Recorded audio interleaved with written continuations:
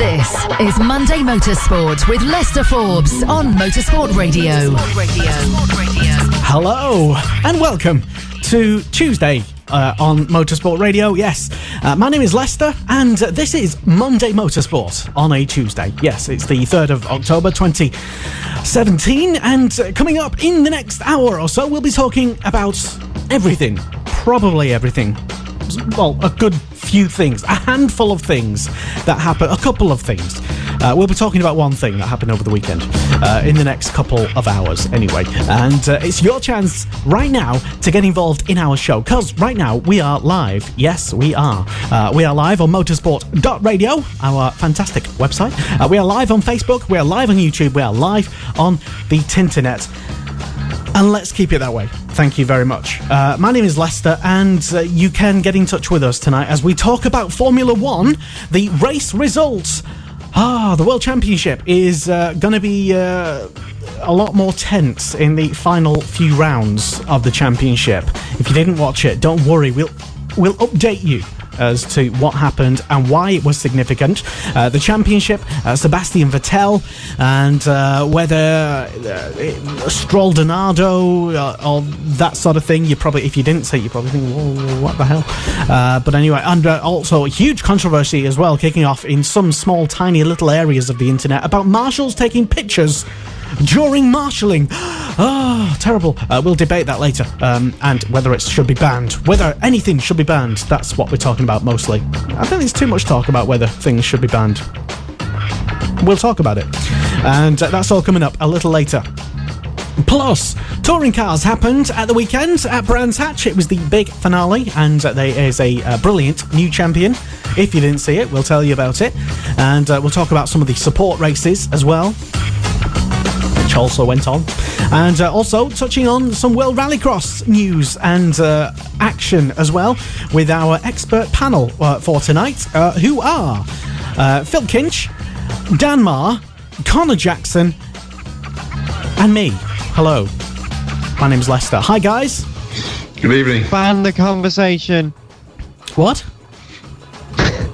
Okay. That's all I've seen this weekend is, oh, they should be allowed to do this, they can't do this, how dare they do that? It's like, ban everything. What? Yeah. Why? I mean, whether you're talking about touring cars or marshals taking pictures in Formula One, it's now a question. I think we talked about it on the last show that we did, is whether there was too much sort of hysteria and too much nonsense being talked about online, whether people should be banned. We'll talk about it later though, and you're more than welcome to join in on the discussion, on the debate, because we are live, and we're live on motorsport.radio in glorious, stunning vision, and also streaming in audio. Some people don't know this or don't care, so I thought I'd promote it. That's kind of what I do. And so yeah, we'll begin the debate tonight. And some people on the panel didn't watch Formula One, so don't worry. Yeah, don't worry, Dan, if you didn't see it, because we'll tell. Oh, we'll you tell pointed fingers. But yeah, because there was lots happening. Phil was busy watching WRX and getting some much-needed rest ahead of his new job. Congratulations as well, Phil. And so it was just down to me and Connor, I guess, who watched all of the Formula Ones. And it seemed like when we got to race day, Connor, nobody even cared about the infrastructure and the grid that popped up and almost massacred Roman Grosjean. You don't know about that? I'm not quite sure what to say, Lester. I thought Grosjean had a pretty quiet race. Well, if you don't know about this was the grid that the drainage cover. Sorry, I call it grid. Yes. The drainage cover that popped up and basically ripped all of, I think it was Grosjean anyway, all of his rear end off. During, I think it was a qualifying session? It was FP2 on the Friday when it happened. Dan didn't even watch it either. Unbelievable. I did see the clip of that. This is one of the few things I did see. Okay. But yeah, that happened. But anyway, by the time we got to the actual race itself, kind of we'd all sort of forgotten about it, to be honest. And it was only like after the race when I was like, oh yeah, that happened, didn't it? Usually that would be a kind of a big story, but since it was Grosjean, nobody really cared. Well, I think that's a bit unfair. Lester, I do know what you mean, by the way, now with the Grosjean incident. I thought you were referring I badly to described what it was, sorry. But yes, no, Grosjean's incident was interesting, especially in the driver's briefing that came afterwards, because a question was raised about who would pay for the damage. Because, of course, it's not, in the event of a racing incident, obviously each team pays for their own crashes and certain fines are given if one driver is particularly at fault. But this was the circuit obviously damaging the car and was not obviously the fault in the team in any way. So there was a lot of questions to be raised, and I think there might be a future lawsuit between the owners of the Grand Prix circuit and the Haas Formula One team. But we'll have to see. We'll have to see what comes to that. Wow. It's interesting, actually, because I believe that Haas have already invoiced the FIA/the circuit owners for something like, well, I saw something, I wasn't sure whether it was true or not, but it invoiced for something like $360,000, which is at the estimated cost of a replacement floor and rear wing. Sounds about right. And then today, they've a couple of people have come out and said that they're in discussions with the FIA, which, you know, it's an important factor, of course, because it's effectively damage that was inflicted by the circuit. So, you know, why should the team have to pay for that when the FIA or the circuit owners are at fault? You know, we used to see it in IndyCar and on street circuits quite a lot, which is why they double check at the end of every day. It's something that can easily happen, but why should the team have to be at fault for the circuit for not potentially checking that it was welded down enough? I mean, it's not like this has never happened before. I mean, anyone who remembers Shanghai, their signal, when it was originally set up back in 2004, they had a drain cover that came loose. I think it was 2004. And I think the circuit did end up paying for the cost of the driver. Obviously, that session was delayed and that was fixed before a lot of major damage came about. But we did have one driver that did hit the drain cover and the circuit had to pay out. So I don't see what's different about this time. Okay, that's a fair point. People did mention about Shanghai and the incident, but Phil, an unusual incident for a drainage cover to be popping up on it was on the apex of a corner, embedded in the actual what do you call them? Curbs. Curb. Yeah, curb. That's the word there.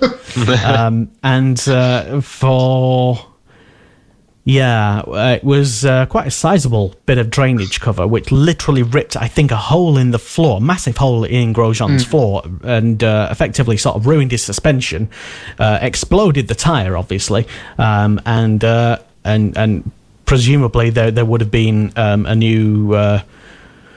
some sort of a laundry bill as well for Mr. Grosjean. I wouldn't have been involved surprised in that because it was pretty a scary incident. Could have happened. I think if it would have been made a slightly bigger incident if it had happened to one of the championship contenders. But I'm not surprised on that one, to be honest. It's also a case of, I think, like I say, you expect this sort of thing to be dealt with so it doesn't happen during a race weekend. Everything nailed down, screwed down as best it can be. It's one of those. You would have thought someone would have made sure it's all done and completed, but this is Formula One. It's a race weekend. Anything can happen, as a certain commentator used to say, and it has, and it usually does. I don't think you can plan for this sort of thing, to be honest. That aside, anyway, there was a fantastic race, and it was a fantastic win. One thing that I'm skipping ahead from the race, but I'm going straight to the end after the race. Actually, Vettel versus Stroll. Well, not really, but Stroll versus the world. Stroll-Donado is what some call him. I'm sorry, I can't see at all why people are putting Lance Stroll at fault. It was not Lance Stroll's fault. I firmly believe it's not his fault at all, because you didn't even see it.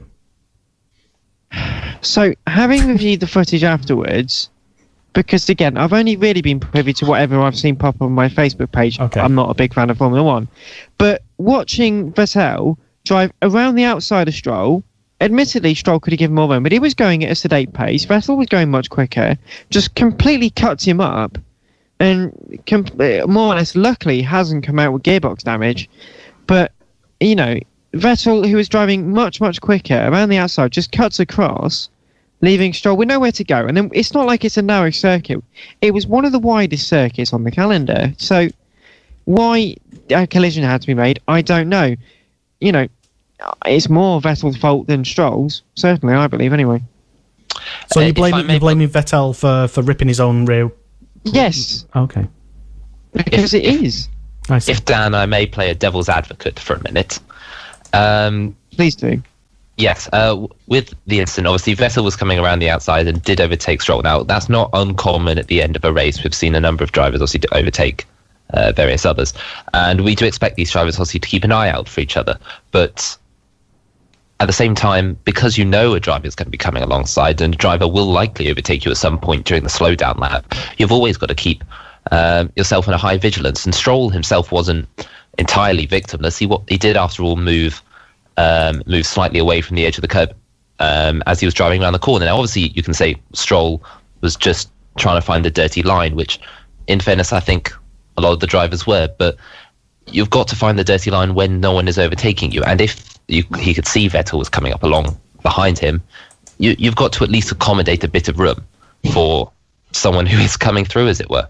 But the same can be said of the overtaking driver, Vettel, who was going much quicker into a corner, could have made a bit of a wider berth going around the right-hander. You know, the dirty line probably would have been more to the right-hand side as Vettel was overtaking. So if you're trying to play both sides of the game, you know, neither are victimless. You know, I feel Vettel's more a portion to blame. But as you say, Stroll could have been a bit more vigilant. But, you know, these guys race at nearly 200 miles an hour for well over an hour and a half. So I don't know why suddenly a lapse in concentration is going to be a portion to blame for everything else. You know, they're still in a racing car on a live racing circuit. Yes, it is the cool down lap, but, you know, why the drivers don't suddenly go, like that at the end. I appreciate there will be less focus. I would like them to have done that, actually. Just literally sort of just take the steering wheel off, like you take your shoes off and go,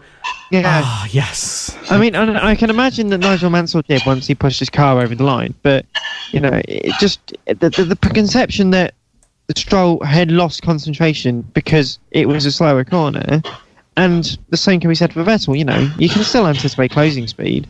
It's what these guys are paid to do. So why this happened all out of the blue and suddenly it's a very strange one. I don't quite understand why it had to happen why it happened in the first place. Well, more importantly, though, should it be banned? Should we ban Stroll? Should we ban cars from things? Let's ban cool down laps. Let's just let the cars stop immediately after the line, and they have to stop there and see what happens. Penalties for everyone. Yes, exactly. Yes. Let's jump on Facebook and declare this fact. Madness. Exactly. It's totally outrageous and illegal, and everybody on the internet should know my position on this. Lester Forbes getting involved in the controversy online. Who'd have thought? But sorry, Connor, you were about to say something. Sorry.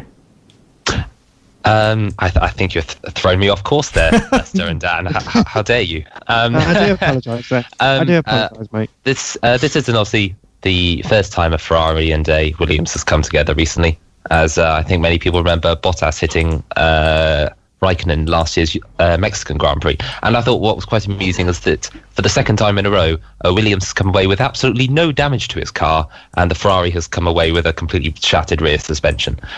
So I'd like to have a look at the Ferrari's rear suspension and see why it's so fragile compared to everyone else. Well, it was going quicker.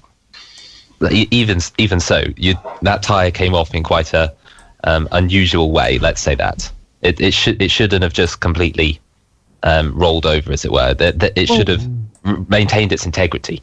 But as you saw with the touring car, spoilers. As we saw with the touring cars, we're not talking about Formula One anymore. Are we just completely switched to? Just the point that if you hit a tyre and you hit a piece of suspension at the wrong point, you are going to pull it. You know, give it much more damage. Obviously, you've got not only the suspension on the rear tyres, but you've got the actual drivetrain, the differential. Obviously, you've got that on there. So if you clip it at just the wrong point, it will cause much more damage, which is why people were concerned about the gearbox on the Ferrari, because you've not only done the suspension in, but you've more or less pulled the drive shaft completely out of the casing and out of the gearbox. So that's why people are concerned about more damage. But luckily, the wheel tethers did their job, because a Formula 1 car, maybe even 7 or 8 years ago, that wheel would have just come cleanly off and started bouncing over the circuit. It would have bounced elsewhere. Whereas the wheel tethers kept the tyre on. The only reason it was on there was because of how strong the tethers are now made. Okay, fair enough.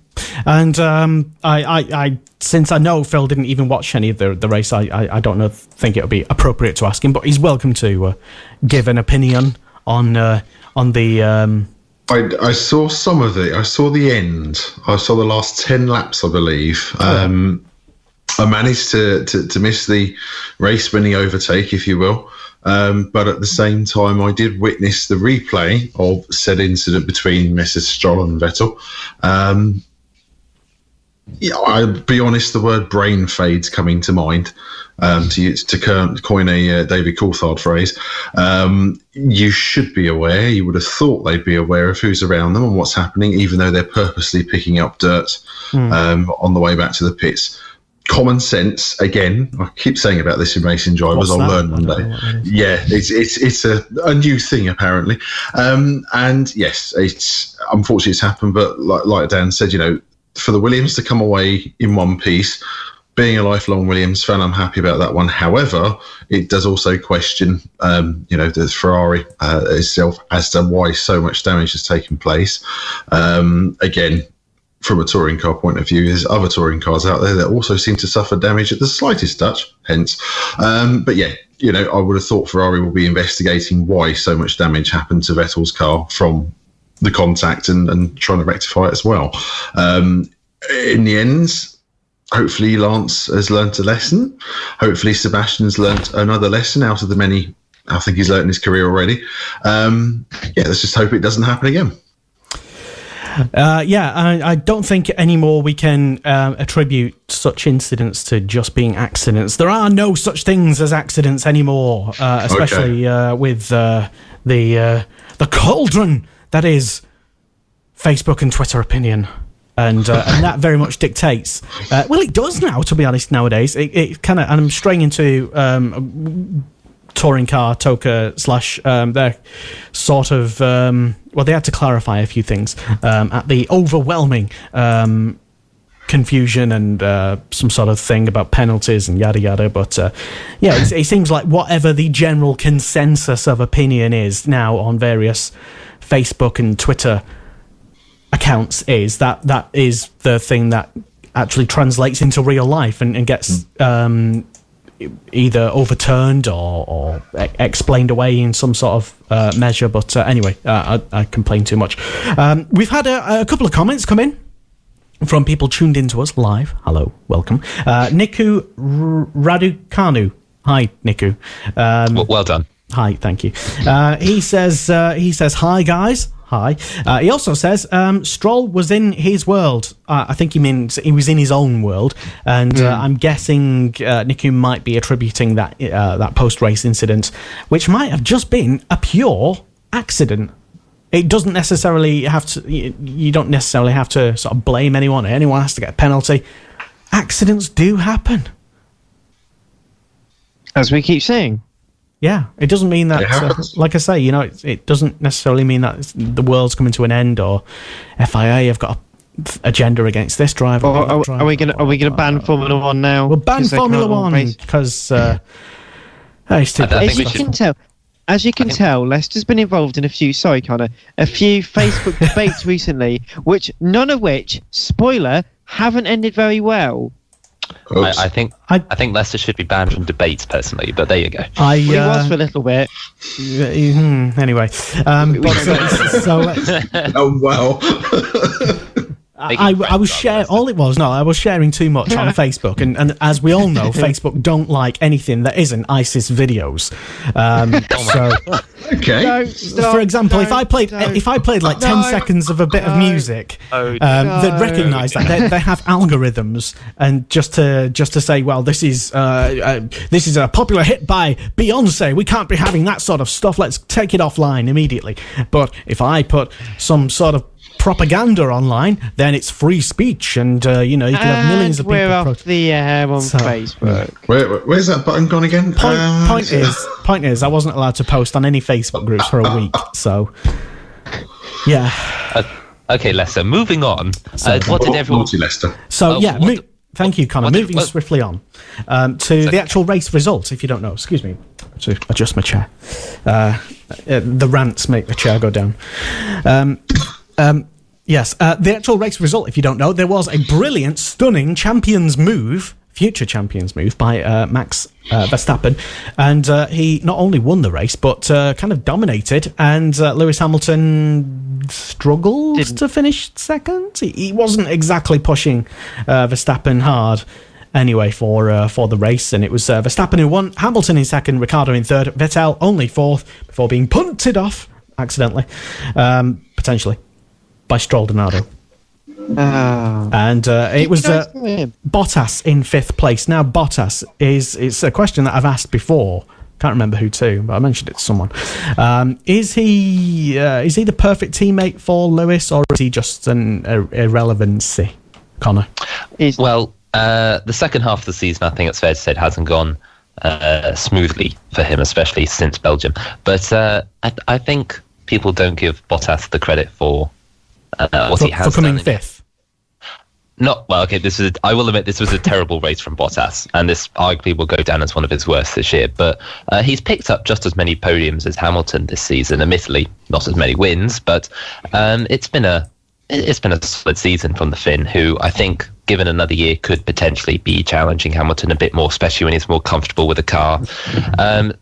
Of course, this was, as I said, a poor race for the guy. He was almost a minute behind eventual race winner Verstappen, himself 30 seconds behind Lewis. So it was definitely a poor result. And the fact he hasn't beaten Hamilton outright on track on virtually any race this season. I think Hungary was the last time he did it, when he got third and Hamilton was fourth. I think proves that he is very much a number two driver, at least in this season, for the team. But for Mercedes, that might simply be all they want. He is, after all, beating Ricciardo in the championship. He's beating Raikkonen in the championship, which is the driver that arguably Mercedes wanted him to beat. And if that's all Mercedes want from him, then that's all Mercedes are going to hire him to do. Interesting. Dan, is Bottas is he kind of like the Barrichello Irvine of Mercedes? Not in that really. He's just specifically there to be their number two driver. Well, not necessarily. I mean, they wouldn't have let him win or go quite as well as he has been in the first part of the season if he was. They wouldn't have let him get near to Hamilton. If they wanted to restrict his performance, they're well within their right, and probably would have restricted his performance to purely be a number two, a bit like Raikkonen is. But, Bottas, they've said this year's Mercedes has been a bit of they keep calling it a diva of a car, compared to previous years where they say, it's been such a fantastic car that can just go out there and perform. Whereas now it's struggling a bit with the setup. They've been struggling on the Fridays and the Saturdays, and where Hamilton's natural ability can rise and, a bit like Alonso, drag a car to 11 tenths and still get more out of it, Bottas isn't as familiar with his environment, isn't as good as at the moment. He's recently signed a new contract, which is good for him, but of course maybe led to a little bit of complacency and sort of think, well, I'm doing such a great job now, I don't need to go just quite as well. But we'll wait and see. It might just be a blip. We all have our off days. Hamilton's had his off days, Vettel's had his off days, everyone's had their off days, so maybe it's just a poor race for him and he'll bounce back at wherever we're going to next, I can imagine. Japan. Yes, Japan, this weekend, in fact. Is it this weekend? I think it is. Yeah, Is yes. It is. Yeah. Yeah. Is it? Oh, Blimey. wow. So there you go, Dan Marr, up to date, finger on the pulse of Formula One. Just by not watching it. Thank you. But yeah, no. Tell me your opinions then. If you're a big Bottas person, then let me know. I want to know, and I want to know specifically why. Because anybody who isn't Bottas' his manager doesn't seem to think he's that good, to be honest. I can say I'm definitely not Bottas' manager, and I think he's done a fairly good job. Doing a fairly good job in the champions team and the champions car. it's still third in the championship, which is better than what Raikkonen is doing in arguably an equally placed car, as it were. So you hate Raikkonen? Tell us more. Clearly,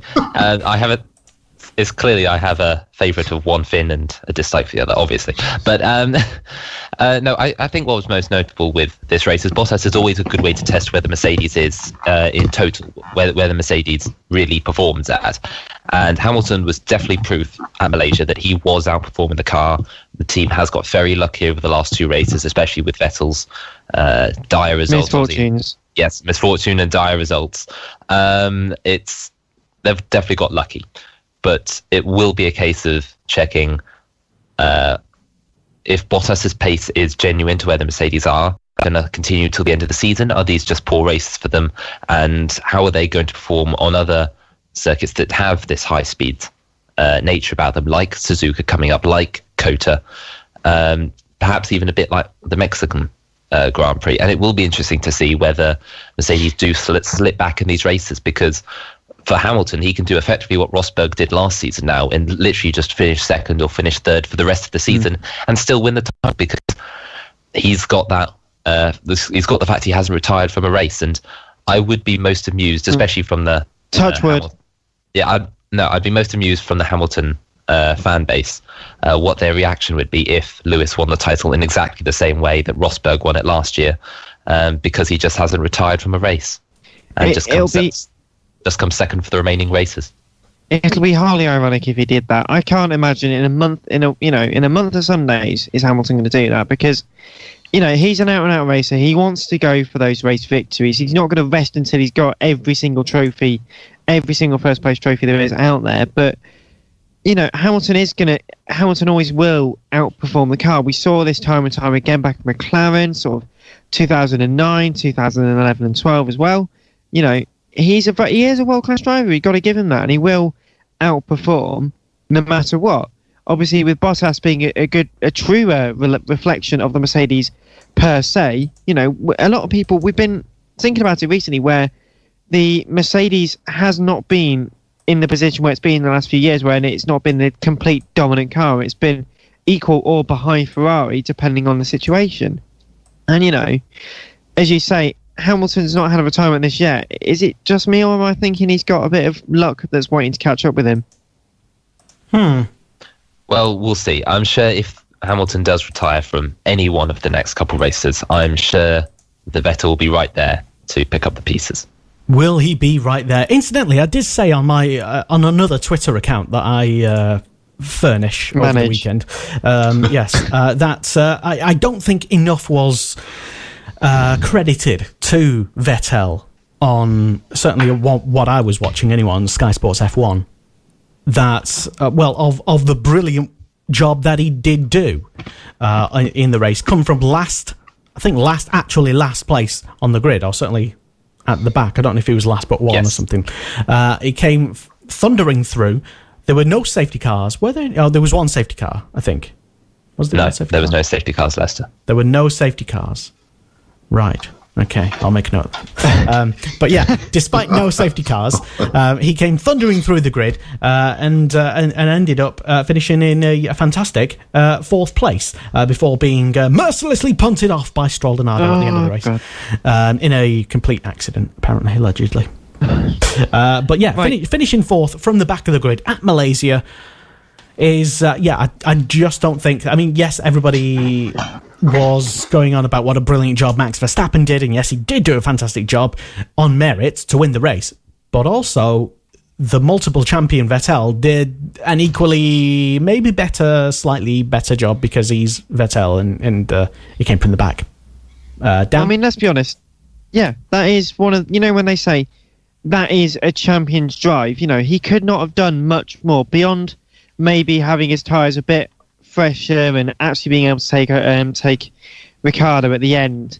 That was a fantastic drive, and it is testament to how quick that car is and how quick Vettel is, because you can't, no matter what people say in Formula 1, you can struggle. There's no Tom, Dick or Harry can just get in and go quickly and beat everyone.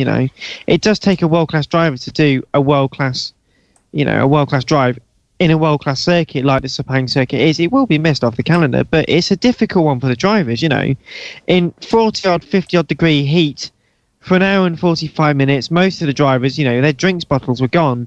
They were boiled water and completely gone by halfway through the race. So to provide a drive like that, to get as high up as he did and to finish where he did, is really good. And it shows, it's not a one-horse race of the championship, but no matter what, he is going to do some fantastic drivers, and he is going to get some fantastic results, and it just shows a world-class drive. And could this be another one of his world championships?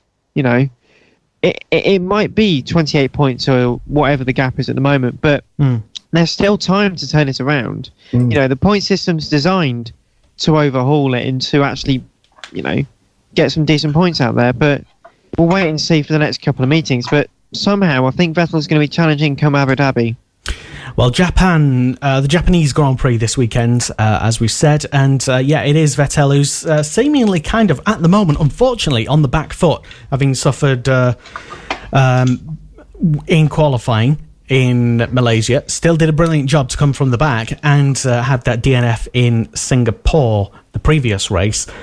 But Mercedes know that they're vulnerable, they're weak, they're not as strong as they used to be, with Verstappen, I would say, kind of dominating that race once he got ahead, and with Lewis protecting. I think he might just do the same. If this similar position happened again this weekend at the Japanese Grand Prix, I think we might again see Lewis maybe deciding to opt to not win the race but defend his championship lead. Connor, your thoughts? I'll hark back to what Dan said a couple minutes ago, and that Hamilton is someone who will do whatever he can to get a win. If he does get pole, we'll say, and move off into the lead, and he'll stay there.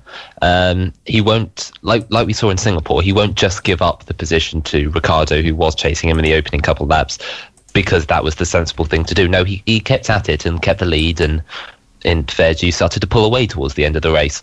But it will be interesting, because Hamilton is actually, ironically, despite this being a terrible few races for Mercedes, has on his best run of all season. He's got 3 of the last 4 wins. He was second, obviously, last time out in Malaysia.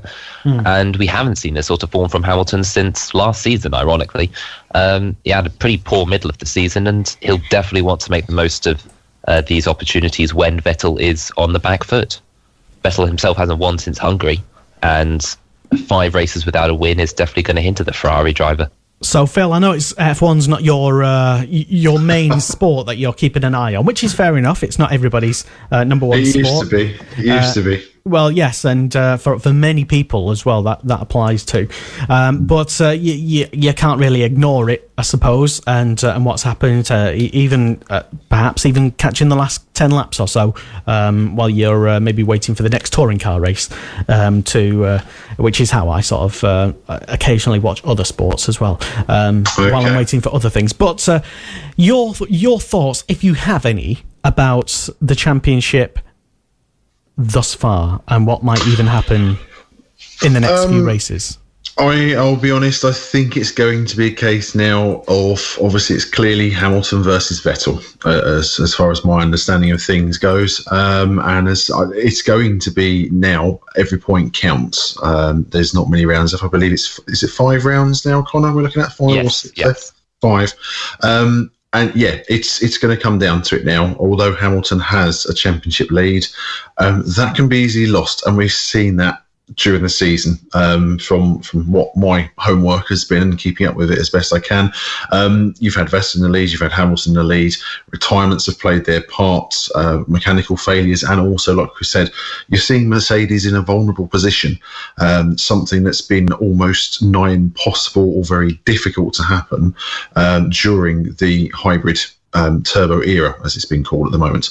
But it's at the same time, it's good to see Ferrari and Mercedes head to head, one driver each as best it can with their other drivers in a supporting role, whilst we're looking for every single point possible.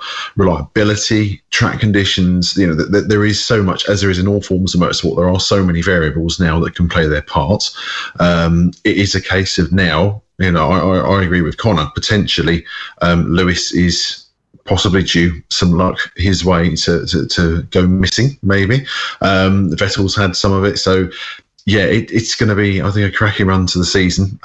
Whilst Hamilton has the advantage, it could soon swing the other way. I don't think you could call anything just yet. And as we both know, both drivers, as Dan's already pointed out, Lewis is a racer. So is Sebastian. They'll both go for the win. They'll both go for pole position. They both race hard. So yeah, I don't think you can call it just yet. There's going to be more twists and turns to this before we get to Abu Dhabi. I'm sure there will, and we've already had a few comments flood in online. Thank you very much to people who are tuned in live online. We are live, incidentally, and we can prove it. Send us a message and we'll read it out. So Shaka Anderson's been on. Hello, welcome once again to our programme, Shaka, who says, a championship is a championship. Hamilton won by 1 point in the last race in 2008. If he wins the same way as Rosberg, it'll be cool with me.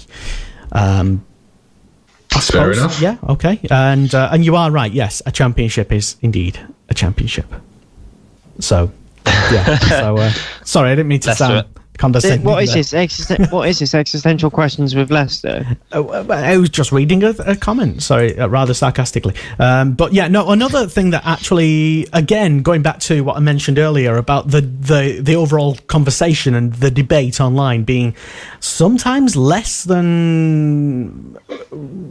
about what actually happened online, and rather kind of involving people I'm talking about, involving themselves in nonsense debates, petty childish things. For example, now you may have seen this yourself on the FOM coverage. There was I think there were 2 instances that I've seen of, and 2 quite hearty debates and arguments about it, which were not started by me. Because I'll tell you my views in a moment. No, they won't. They were images of marshals trackside at the Malaysian Grand Prix, taking pictures, either on their phone or with actual cameras, of the cars going past, which, yeah, okay. It was literally an FOM cameraman stood next to or in amongst at a marshal's post, usually looking at the racing, but it just happened to sort of pan round and take a picture of the marshal taking a picture of the thing that the FOM cameraman should have been taking a picture of, and this caused much debate online on various Facebook groups, which you may not have seen. Many people calling it horrendous, and they shouldn't have been doing such a thing because it's dangerous, and they're endangering everybody's lives just by even taking a picture and enjoying the motorsport, with many other people diving in and going, yes, this should be banned. Yes, motorsport isn't to be enjoyed. They're doing a job. How dare they take a picture and some such and enjoy things for free, thieves, and some such. I'm paraphrasing much of the argument in a comical way. That's normal. But the main thrust of some of the kind of arguments is that I think these images were taken a bit out of context. And then, obviously, the way the internet works is that an image of a marshal taking a picture, for whatever reason, trackside, out of context. It could have been during before the start of the race, could have been during whatever, could have been after the race. But, of course, this was translated into horrendous activities. Yes, you wouldn't find this at Brands Hatch. Oh, no, they're corporate marshals. They're all buttoned up and they never have any fun here. Blah, blah, blah. This should all be banned. And the amount of debate and discussion that went on about this was hysterical, because there was much hysteria. Before I give you my views on such a thing, Phil, you may have seen it, but I've just explained what the discussions online entailed. Okay. And they weren't even all on the Formula One Facebook groups either. There were some on, say, touring car Facebook groups. I think they were kind of trying to have a little sly dig about, oh, look at Formula One. This wouldn't happen in touring cars. They never have fun there. Oh no, of course. Yeah, but what might be your thoughts on what I've just said? My thought on this is quite simple. Without marshals, you wouldn't have motorsport. let's just have the common sense angle from Phil, which seems to keep happening for some strange reason. Without marshals at tracks, you wouldn't have the races taking part. You wouldn't have the motorsport series we have taking part. They do a lot of hard work. My side of it, I'll be honest, I'm going to forgive them if they have the opportunity, if it's possible. Oh, I hear the controversy already. If they've got the opportunity, if it's possible, I don't blame them. They work really hard. Any marshals at any motorsport event, whatever form of motorsport they're working at, they do a stellar job. They're putting their lives on the line voluntarily in a lot of cases, or almost all cases. If they, these particular marshals at the last Malaysian Grand Prix for now, again, a landmark occasion, if they want to take that opportunity, fair play. If it's a case of, I can understand people out there saying, but they shouldn't be doing this, they should be concentrating on the race. Again, that should well be the case, but they've made the choice. They've decided to do that. They're putting their lives on the line, and for a lot of these people, it is something voluntary because of their love of motorsport. So I'm going to say, fair enough, their choice, they've done it, that's happened, it's caused controversy, motorsport with controversy, but such a thing should never happen, obviously. But at the same time, it's a risk they take just being there. Those, Formula One cars, as we know, travel up and above 200 miles an hour. In Malaysia, you've got two very fast straights as well. The guys are going to be reaching top speeds quite easily. They're risking their lives doing what they can to make sure that things take place safely. If they're going to take a moment to take a few pictures of the cars as they're going round, their choice. I did say I did chime in with a couple of thoughts, and this is also what I happen to personally believe as well. I said in my own comment to add to the kind of trying to kind of chip in and almost kind of wind them up, but it is actually genuinely what I believe. Of course, it is actually. But I did say there's kind of a bit too much hysteria over unpaid volunteers taking a picture along the lines of what Phil just said. It's kind of very close, very dangerously close to becoming a bit of a witch hunt against our brave marshals all over the world. Really, we can't just go around banning things because an out of context picture that we saw posted on some non-Formula One group. It's so easy to just jump on and say, it shouldn't be allowed, it's banned. Marshals, for example, all marshals all over the place, as I said, they do it, and as Phil said, they do it for fun, to be honest, because they don't get paid for it. And I think a lot of people complaining about marshals forget that fact. They don't get a single penny for doing it. Some might get a sandwich if others have been kind enough to make others sandwiches, but that's about it, to be honest. It's all there, and they're all giving up their spare time and efforts, and in many cases, they're paying to be at the event themselves. British marshals pay for the flights to go to the places and pay for their own hotels and stuff. It costs them a lot of money to follow Formula One around the world, and to even not just in Formula One, but in various championships in Britain, BSB, for example, touring cars, for example. But I was immediately smacked down with my opinion and said, well, they're not there to be enjoying themselves. This is a quote. I won't attribute the name of the person, but this is an actual quote. They're not there to be enjoying themselves. They're there to do a job, a vital job for the competitors and for the crowds. If taking a photo is more important, then they should be marshalling the car parks. Connor. I like to think this is very, very Leicester of you, Leicester. But thank you.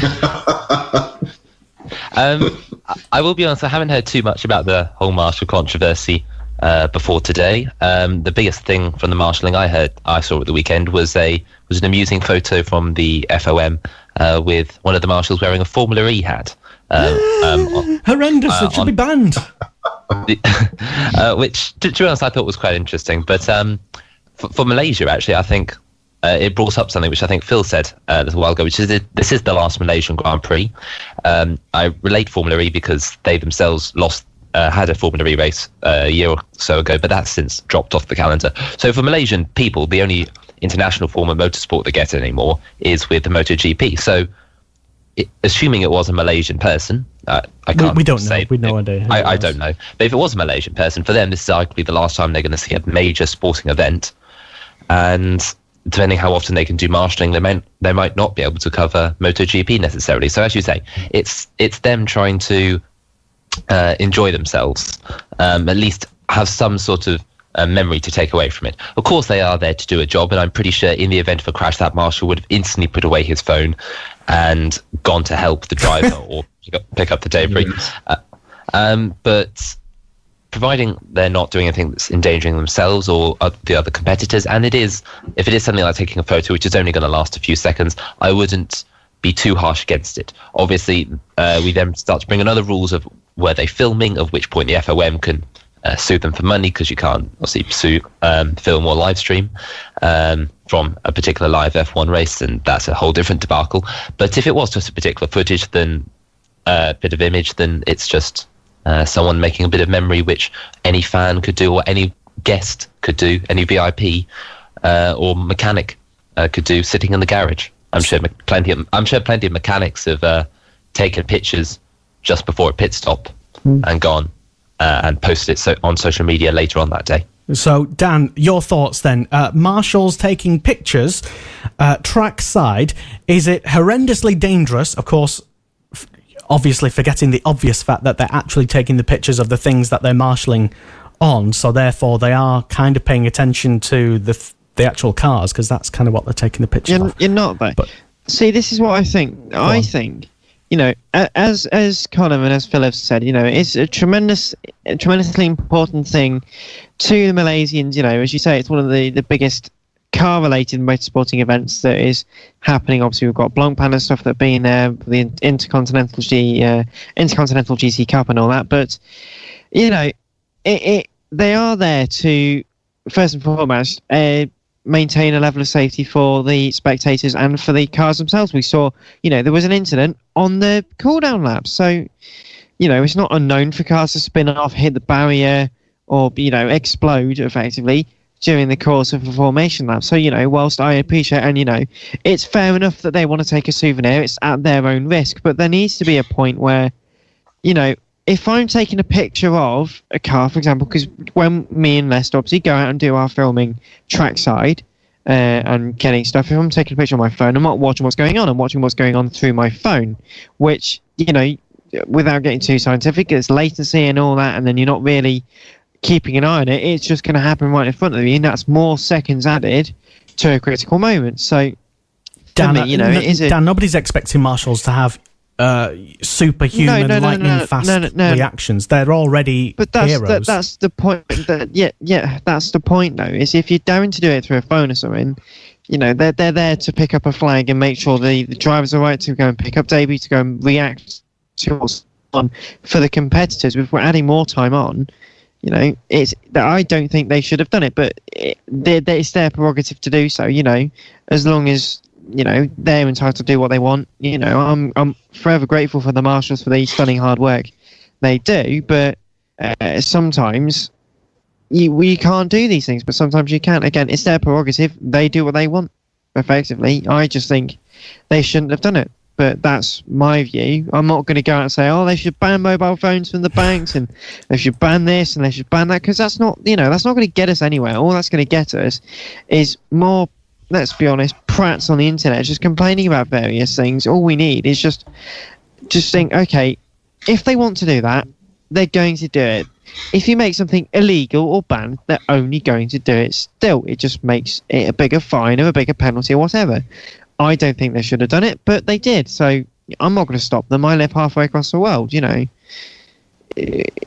Just let them do whatever they want, I think, within reason, obviously. But if they want to film on the formation lap, that's fine, because there's less risk. If they were doing that during the first racing lap or any of the racing laps, I then have a problem with that, because that is, seriously causing issue compared to a formation lap or the cooldown lap, where it's more realistically expected that they're going to be running slower. We see this when they run out on a circuit waving all the flags about at the end, don't they? They do indeed, Dan, and that's obviously, if that would have happened at a time where I don't know, Stroldonado would have smashed into whomever. But we stop calling him Stroldonado because again, it's just it's a bit disrespectful to Maldonado. Well, no, it's a bit disrespectful to the both of them. Yes. To someone who goes on and says how Manuel Maldonado has a bad rep in the press, it's unfair how we keep calling him Stroldonado when, Lance Stroll has caused crashes. Every driver out there at times has caused crashes. Do we not remember the Massa Hamilton saga we had back in 2013? Nope. When for half of the season, all we could remember was those two going into each other. It's unfair that we're giving him this reputation already. Grosjean was no better at the start of his career, Yeah, but he's improved. And when Lance Stroll improves, and let's give him the chance to improve, because if we start just leaping on people's backs when they keep making to give him he either he improves or he gets worse. Why do you keep doing it then? If you do, if it's not for us to do it, it's not for us to say, why are we doing it and why are we saying it? I'll make a deal with Lance Stroll. Stop crashing, and I'll stop calling you Stroldonado. Where were you, Lester, back in the day when Andrea de Cesaris was known as Andrea de Goodness. Oh, yes. Oh, yes. But, apparently, Phil, we should be... used to say. Yeah, we should be giving him more of a chance, though. I mean, we're just bringing people down. Apparently, it's such a terrible... No. Well, no, but it's... Beat a person on a down. Sorry, Connor, go on. Lester, it's at this point I would like to say that Stroll has not retired from a race since Bahrain. Okay. And has scored in the last 3 Grand Prix consecutively. He has, yes. So and has also scored a podium. Yes, at Azerbaijan. I applaud him for his efforts, definitely, and he has improved a lot. I will say that. I kind of like Stroll. He's a good lad. Oh, well, that's a change of heart, isn't it? Not really. Yes, it is. Well, no, it was just a description of something that happened after the race, which was kind of accurate, and doesn't mean that. See, even you're doing it now as well. Saying, I can't even mention one thing. And you've changed your tune now, Lester, because you've said something completely opposite. I thought you hated him. I put you in the Stroll haters category. Now you've said something different. Says the man who started to twist Connor's words earlier, saying that quote, you hate Kimi Räikkönen. I'll be forever branded as the man who hates Kimi Räikkönen now. So, thank you, Lester. That's fine, no problem. But Liam Thompson's jumps on, who's tuned in. Hi, Liam. Good to have you on the show. He says, just remember, we can't race without our volunteers. Going back to the marshals and what echoing what Phil Kinch said as well. Also, Martin Johnson said, I've marshalled on WRC events and have taken photos. Martin. He said, I'd have never done so at the expense of safety and don't know a marshal who would do so. There we go. Final word from a marshal about marshalling and taking pictures. And, I don't know what all the fuss is about, guys. Stop complaining. People enjoy motorsport and get on with life. There we go. Nothing else to say, is there? No, that's it. So yeah, moving on from Formula One, because we've got some other bits of what is it, controversy? I suppose that's unlike us to talk about that, but we will talk about, amongst other things, the touring cars and some of its support races that happened at Brands Hatch at the weekend. Do you have any views on that? If so, let us know, because next we're talking about not touring cars, but World Rallycross. This is Monday Motorsport with Lester Forbes on Motorsport Radio. Yes, indeed. And we are live right now on motorsport.radio. Thank you very much for tuning in and listening to us live. And you can get in touch with the show if you like. It's at M-Sport Radio on Twitter. It's Motorsport Radio on Facebook. It's we have an email address as well if you care to check that out. Don't think anybody emails anymore, to be fair. But yeah, our website, motorsport.radio. Join up to the website and be a listener. Get the inside line first on all the juicy gossip that we have, and perhaps even watch up to 9,000 videos that we have linked onto the website from various things, from various rallycross.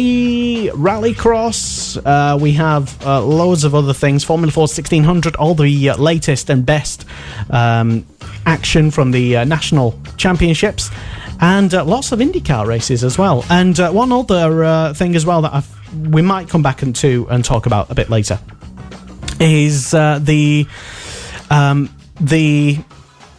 YouTube, the Formula 1 race is being put on YouTube.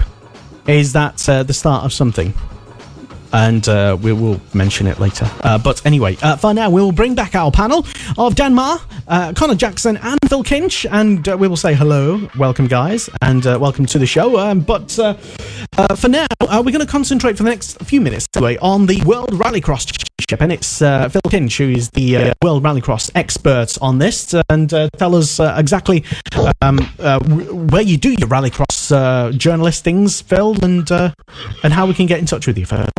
Okay, so to follow me with regards to Rallycross, European Rallycross, even British Rallycross, I think I cover all of it almost. And you can find that at the Checkered Flag, with the Twitter handle of @TheCheckerFlag.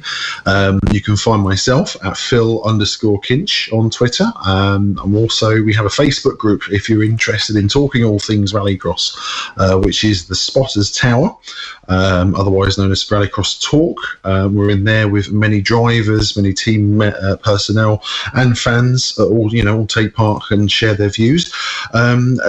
Like I say, as Lester said, we had some World Rallycross and European Rallycross at the weekend, so the penultimate round of World Rallycross at the iconic Ring in Germany, for many reasons, namely Turn 1 and its hairpin. It was a very form-changing weekend, I think you can say, as far as things were concerned.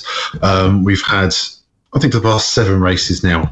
We've had Johan Kristoffersen, who's currently been crowned the champion for this year, basically dominating proceedings. However, this weekend, it was actually Matthias Ekström returning to the top step of the podium. For those that have been following the season so far, Matthias won the first 3 races of the season in Spain, Portugal, and in Hockenheim. And this is his 4th win of the year. On home soil, effectively, as the EKS RX team are supported by Audi Sports. There were, however, a few drives of note. Like I say, form had changed. Kristoffersen, unfortunately, was one driver who didn't make it out of the semi-finals. He was eliminated outside of the top 3 in his semi-final race due to contact during that race. And that's sort of the story of the weekend with a lot of the big-name drivers. The first turn at the Ring is a hairpin, a very wide hairpin, as Kevin Eriksson proved last year. And you can find on YouTube, if you type in around the outside, it's possible to take the lead from going completely around the outside of turn 1 and heading up the hill.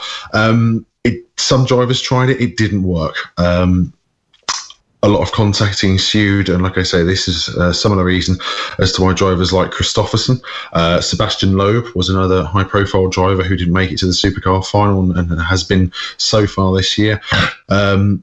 Timo Scheider managed to miss getting into the semi-finals. He's been having a stellar first season in World Rallycross.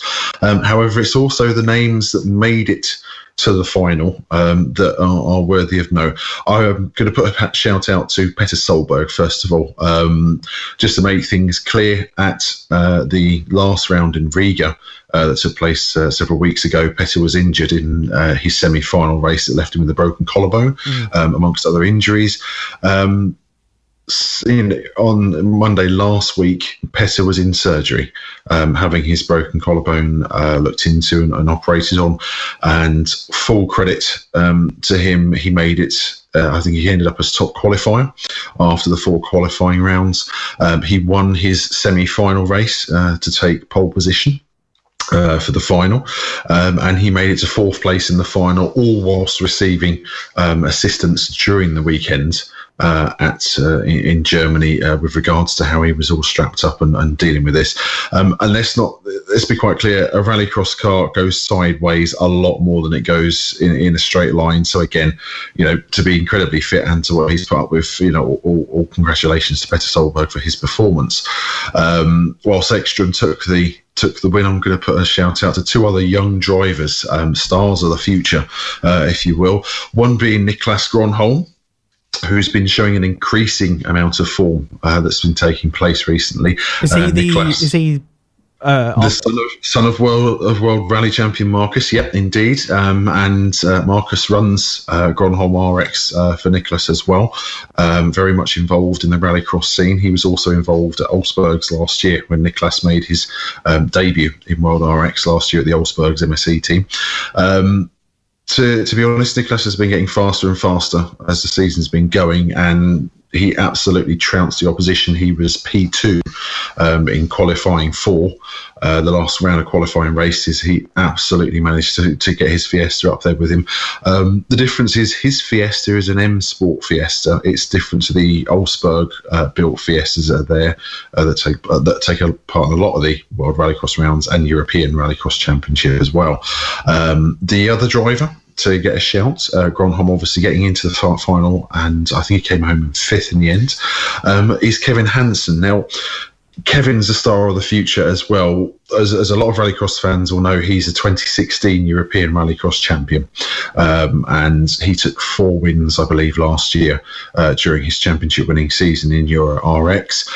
This year he's been campaigning the 2016 Peugeot, that both Sebastian Loeb and Timmy Hansen and Davy Genet drove last year. Kevin has been doing amazing things during the season in a year-old car, and at the Estering, where he once again managed to get through the semis and into the final, and at one point was running second to Ekström on track. Unfortunately, some damage caused an issue where he ended up spinning I think it was on the final lap, where he suffered damage to his left rear wheel. But again, Kevin has the talent to be there. He's putting a year-old car against brand new rallycross machinery, the 2017 Peugeots, Fords, the VWs, the Audis, and showing what he's capable of. So it was an absolutely thrilling weekend of action. Like I said, the form book turned on its head. At the same time, I think the one thing that Rallycross fans will agree with is at the moment it's now a bit of a long gap. We've got about 4 weeks before the final round of World Rallycross takes place for the first time ever in South Africa. At the the Killarney International Circuit. It's not a new circuit, it's been around for quite some time, but it's newly upgraded. Yes, newly upgraded. It's a new venue for World RX. It's a very exciting new venue. There's a lot of support in South Africa. I believe we've got Mark Cronje, who's been announced to be driving in a Albertech Racing Peugeot. So Albertech will have a car in the World RX final rounds. And there's also John Williams, who will be taking part in an Olsbergs Fiesta as well. So there is local drivers, local support for the South African fans, and as well as that, there is 2 final positions in championship to be sorted out. Whilst Volkswagen RX Sweden have managed to, PSRX Volkswagen Sweden have managed to seal the manufacturers championship, there is still a battle between Team Peugeot Hansen and EKS RX. Ekström's team going up against Kenneth Hansen's team in the championship for second place over the year. It is quite possible there's a maximum of 56 points to be had from 2 cars getting a maximum score at a World RX event. So there is quite possibly the chance, the gap is a lot smaller, that EKS could overhaul Team Peugeot. It'll be an interesting battle. I feel for the fans, competition alike, the more interesting battle is going to be in the Drivers' Championship, where you have a very close tie battle for second in the championship behind Kristoffersson between Petter Solberg and Matthias Ekström. Everything can be decided in Africa. It's going to be decided there. There's no other way to do it now. It's just 1 point in it between second and third. It is indeed. Yes, it's and considering the domination that VW have had and also Audi to begin with at the start of the season. I could hear the collective groans after Ekstrom had taken three wins on the trot, and everyone thought, hang on, here we go, another Audi rollover. Yeah, it's going to be an exciting one. There's the hope of it's the last round, so you could see a Peugeot win, you could see a Ford win, another VW win, or even Audi. It's very open. It's a brand new track. There's no information sort of gained from previous events where we had the announcement of when the guys were going to race there and what was going to happen. It's going to be very exciting, but it's 4 weeks away, unfortunately. So a bit of a wait for the fans, but it will definitely be an exciting end to the season, I feel. Yeah, certainly. And I've just had a quick look at the actual circuit layout of the track. What do you make of it? It's going to be challenging, I'll be honest. Where do you think it sort of compares in sort of difficulty, or do you think we might see the WRX cars at their very, very best here? Do you think we'll... I don't know. I don't know, because we had there was a similar thing when the guys went to Riga last year for the first time. Riga is a very technical track and also very fast as well. So with the Killarney circuit, again, it's a new challenge. From the footage I've seen, and obviously from the images we've seen of the circuit, I like the look of it. There's fast sections there that are obviously going to push the cars to the limit as well. And the Joker lap, I believe, being the last section of the lap itself. Tactics, again, with the Joker lap is going to involve when the quickest time is to take it. Is it quicker to take it on the first lap and get out of the way? Is it quicker to take it on the final lap? And like I say, at the Estering, the quickest time was to get the Joker done at the end of your race. If you could get away with it, that was the quickest way to get it finished. It's going to be interesting. And the challenge is, which is what makes it so exciting, is a new track. And a new way, no one's been there before. No one's got any previous data. So it'll be interesting to see how the teams and drivers cope with it. Okay, and going back to what you were saying a moment ago about Solberg doing brilliant, having a brilliant effort despite being sort of patched up and strapped up.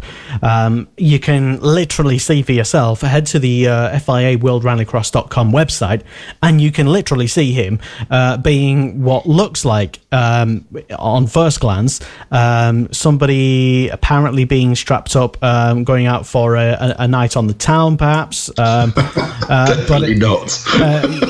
It's not a stag do type of thing, but there is a team of people literally wrapping all of his shoulder and his body, and that's kind of what he had to do, isn't it? Well, is exactly what he had to do, and it is. We had a release out. It is very much.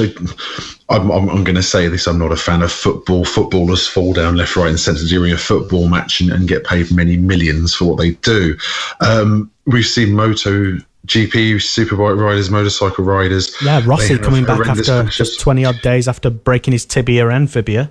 Exactly. You see motorbike riders having massive crashes, having to have operations, pins in different limbs, and before you know it, they are racing, as Rossi's proven. 20 odd days after his accident, he's back on a bike and showing competitiveness. Petter, he's one of the hardest drivers out there. He races hard. He always wants the victory. His racing spirit is unquestionable. He's up there amongst many as to how hard he pushes himself. He's very emotional. He's very driven. And this year, especially with his team getting the VW support and the aim being that they win titles, they've done that. He was on his Facebook page, several days before. Petter was very apologetic. It almost sounded like he wasn't sure if he was going to race.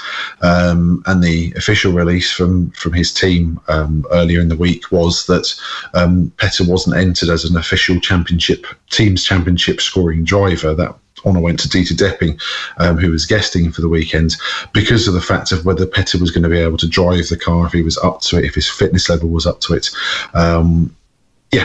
Again, a heroic drive. He finished fourth in the final. Wherever he finished, he made it all the way to a supercar final in his state, in his fitness. An amazing achievement as far as I'm concerned.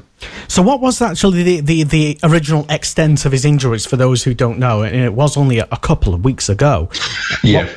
What is he currently suffering with? There was his broken collarbone. He was also diagnosed with 2 fractured ribs, I believe, and also a bruised lung. So he took a battering. If you look at the actual footage of the semi-final races on YouTube at the World RX of Latvia, where his accident took place, it doesn't look that big an accident. And I'll be honest, as I was watching that live, I thought, okay, he's taking a bit of a knock, maybe he'll be okay. Within moments, the marshals are signalling for the race to be stopped. There's an ambulance on scene, and actually looked a lot worse than the accident itself. So, with the injuries that he'd suffered, the recovery time he had, and the choice to have the operation take place, to try and help repair his broken collarbone, all that sort of thing. Again, with Petr himself not being sure if he's going to race, and then ends up, in the car and pushing as he did. It's just phenomenal, the injuries he suffered to how he managed to do last weekend. And your thoughts going into to the final round in exactly 37 days and 3 hours and 50 minutes, apparently. Oh, well done. So the focus is going to be on Solberg and Ekstrom, that's for certain. With Kristoffersson sealing the title, it's going to be a case of who gets second place in the championship. As I was saying, part of that focus is also going to be on the team's championship, but it is Solberg versus Ekstrom. As a lot of the fans will know from following the series last year, 2016 was a titanic battle between the 2 drivers. They both push very hard. They both want the win. They'll both try and go out on a high. That goes without saying. So it's going to be a very interesting case, considering the drivers at a World RX event, they score points through qualifying all 4 races. They score points for going into the semi-finals, and they score points in the final as well. So every point is going to count, as there is 1 point difference between the 2. On top of that, there's also the possibility, and I'll be honest, it would be good to see a non-German manufactured car to win a World RX race this year. Peugeot have been there or thereabouts. They've been pushing very, very hard. I've done a lot of development work on the car this year, and they've been very, very close. Lober's been taking podium finishes. Timmy Hansen's been taking podium finishes. And at the same time, to see a Ford victory, Andreas Bakkerud took 3 wins last year in the Ford Focus RX in its first season of World RX itself. Unfortunately, it's been a couple of podiums for Andreas. It's not been the wins, such has been the dominance of VW and Audi. So I think that's going to be the other side of things. You look at the Drivers' Championship to be sealed, the Teams' Championship, and whether anyone else can manage to take a win at the final round of the year. As a benchmark, we've had Argentina as the last round for the last 3 years. Robin Larson took his first win last year at the season-ending round in Argentina. Andreas Bakkerud's taken a win as well. So the last round is often a case of it's a bit of a lottery. Whoever's succeeds at a new venue has the adaptability, capability, which we all know the guys. So it's going to be a very interesting round to watch.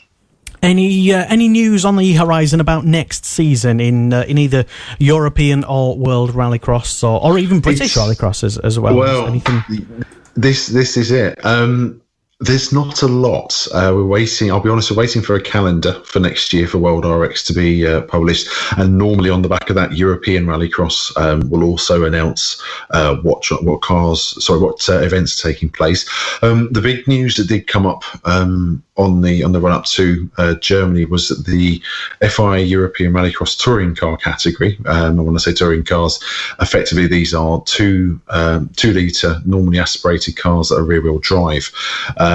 Is being phased out. So next year, that's being reduced to a 3-round series, and that will be the last year that category takes place.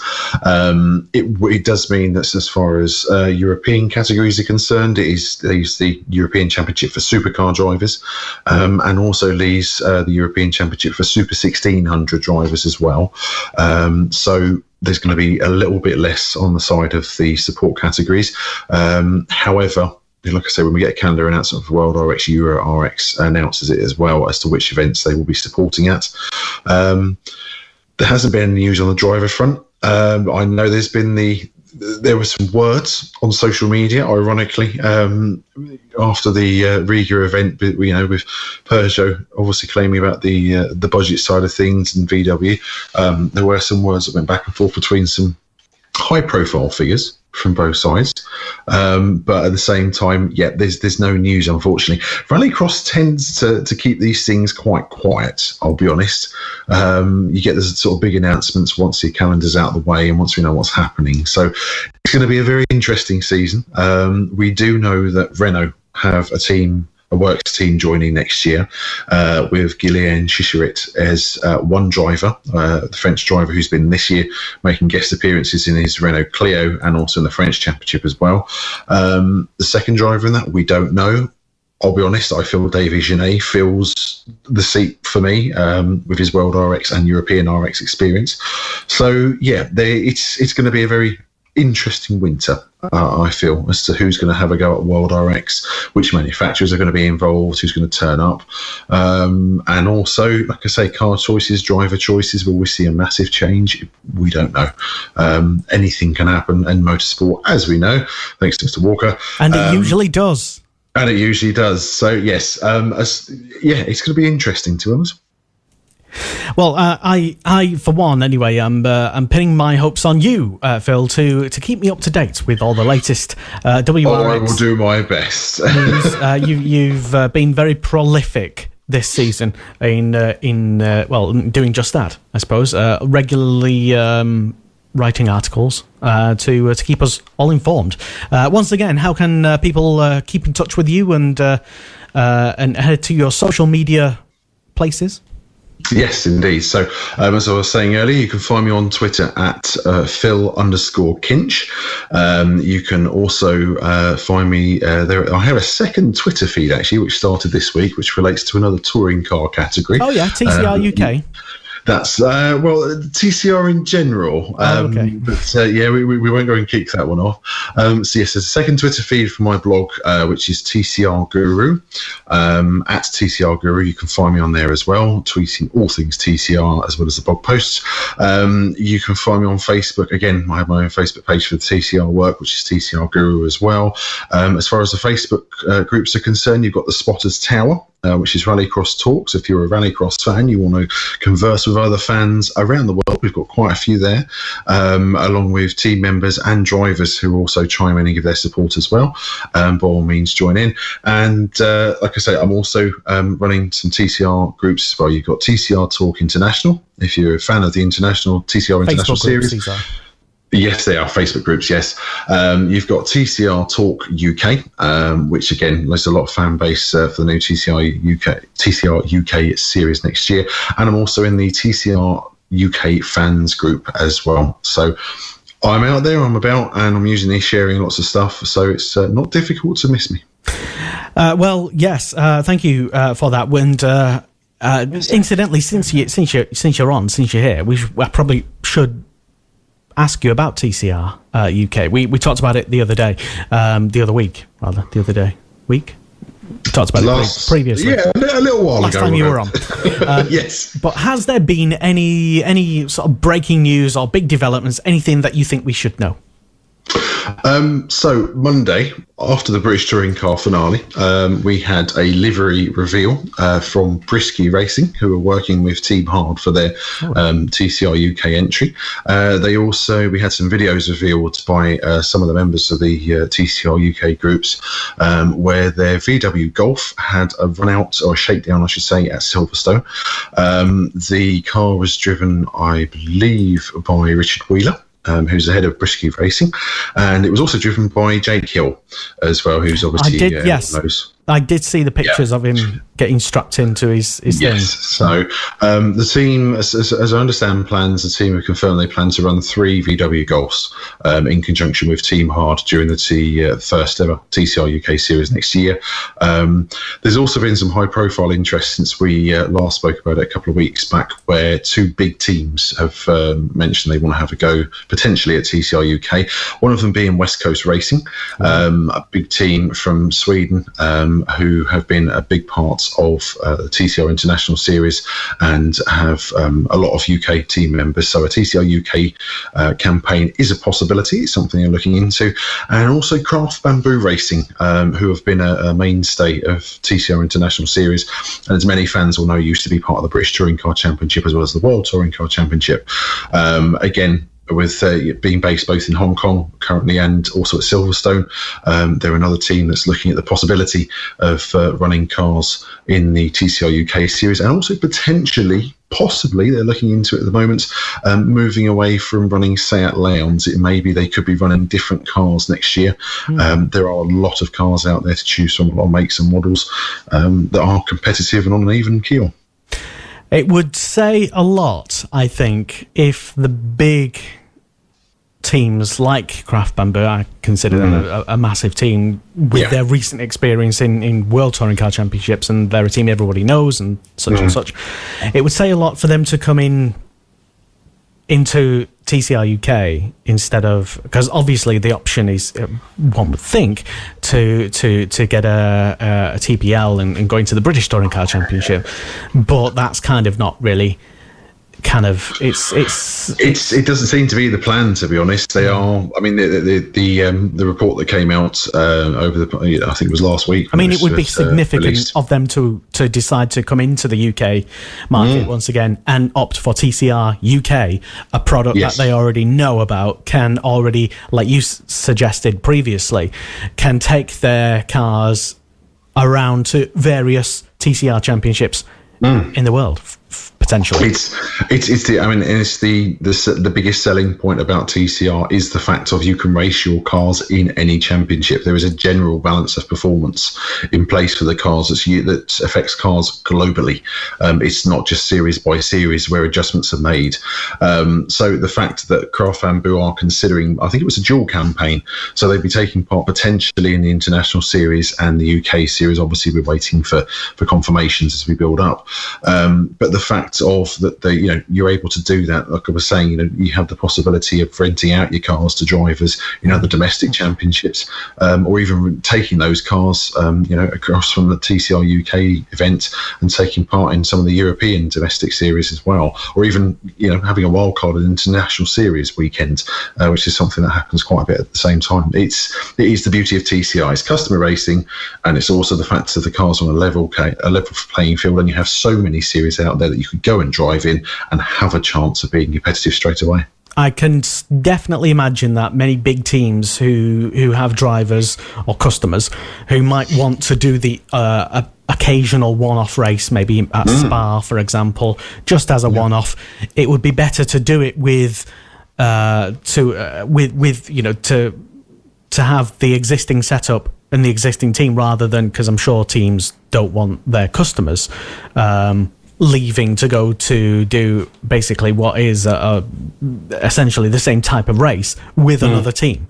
Why not just do it with, it's so sort of interconnected, like you said. It's such a better product, better model, I suppose. And to show the progress, like I said, this weekend is a quick sort of nod. You've got the penultimate round of TCR International Series. There is the brand new Hyundai cars taking place through BCR Motorsport.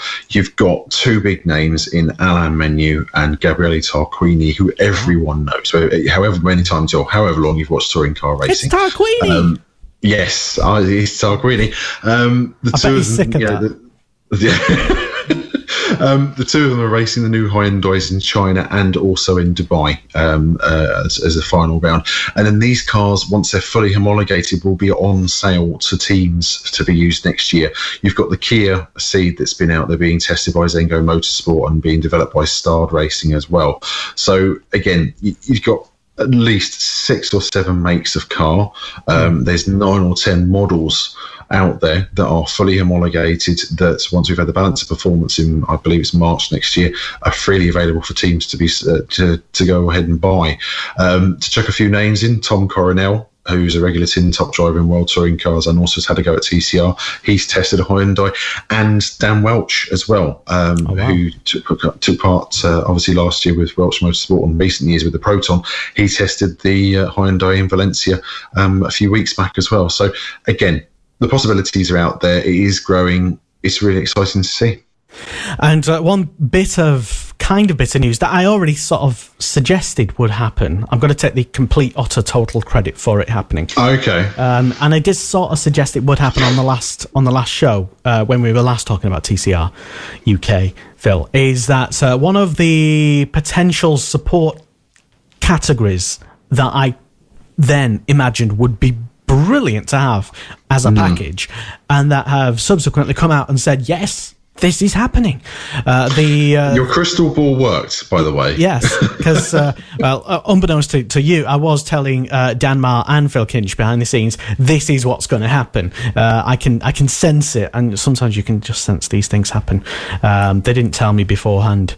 But yeah, the BRSCC Formula Ford 1600 Championship will be on the TCR UK package in 2017. Effectively, it would. I think it only needs the Fiestas and something else. And I said this to Dan Marr the other day. I think it would only need a couple of other things, and it would become the actual Toka package from about 2000. The same Toka package that was on Toka 2, the game, essentially. How amazing would that be? As well. That would be truly amazing. Like I say, as a lot of people know, Formula 4 1600, very competitive category world famous to sports. So at the same time, the Formula Ford Festival that takes place in the end of each year with the best of the best race of each other. So the fact that that's us as a support category to TCR UK says a lot. Again, can't wait to see it. Well, I'm personally hoping I'm going to be at least 2 events myself next year for TCR UK, so to be able to see the cars racing up close and seeing how good the racing is as well is something I'm looking forward to. Yeah, and we will try and, if we're allowed, we will try and get to some TCR UK and Formula Ford 1600 events as well. Yeah, I suppose that's all we'll say. It's on our targets of lists of things to attend, but whether or not it happens, who knows? So you're tuned in to Monday Motorsport on a Tuesday on Motorsport Radio. My name is Lester. Hello, welcome to the show. We are currently in the midst of a touring car talk, sort of. Kind of. It kind of evolved from World Rallycross, and we started talking about TCR. And now, yes, we're going to eventually now talk about the BTCC, because that happened for the final time in 2017, and it might have been the final time in its glory era, which is now that regarding the, now that it currently doesn't have the TCR UK to battle against, it will be a threat. I don't know about an end of a glory era. I will question that. There's at least a good few more years left in this. Okay, maybe I was a bit premature in saying that, but a little, yeah. Now it can basically it can say that for many years it's had the only top billing of a touring car series in the UK. I'm sure someone will probably correct me on that, but whatever. Oh, yes. No, I'm just thinking and trying my best to at the moment. Yeah, so anyway, touring cars happened, and Dan Marr, we have a new champion. We do indeed. Ashley Sutton is the 2017 Dunlop MSA British Touring Car Champion. What a shame the way it was decided, but what a champion, what a year. It's been a fantastic season for him. Why was that a shame? For everyone, it's been a fantastic... Well, I mean, let's be honest. The fact that Colin Turkington had to retire from the final race. Why put a negative spin on it, though? Well, he drove a brilliant campaign all season.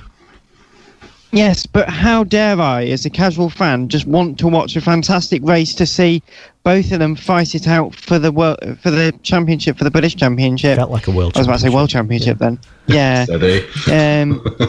Well. But you get the point. It would have been nice to have seen, it be decided, because Colin Turkington had started really well and was starting to fight, and you could sense that he was going to go on to big things in that race. But sadly, the contact between himself, Tom Ingram and Matt Jackson put pay to that, which it did. Without saying much, I felt it did. It lost a little bit then, because Ashley Sutton didn't have to fight for the championship in that race. Unlike in previous seasons, like we saw last year with Sam Tordoff and Gordon Shedden, they both fought for the championship right to the very end, right to the last corner of the last lap. Obviously, it's a bit of a surreal experience when David Addison goes onto the radio halfway through saying, "Ashley, well done. You are British touring car champion, and then actually turn around and say, well, it's not done yet. I've still got a job to do. I've still got to go out there and finish the race, which I think was quite a remarkable thing, because I know some drivers will be, oh my God, I'm so happy we got through this, not noticing, there's still half a race left to go. It was a tremendous fight back from Colin Turkington, who had everything thrown at him over the course of the meeting. He was very emotional after I think it was the first race, wasn't it? Almost sort of bursting into tears.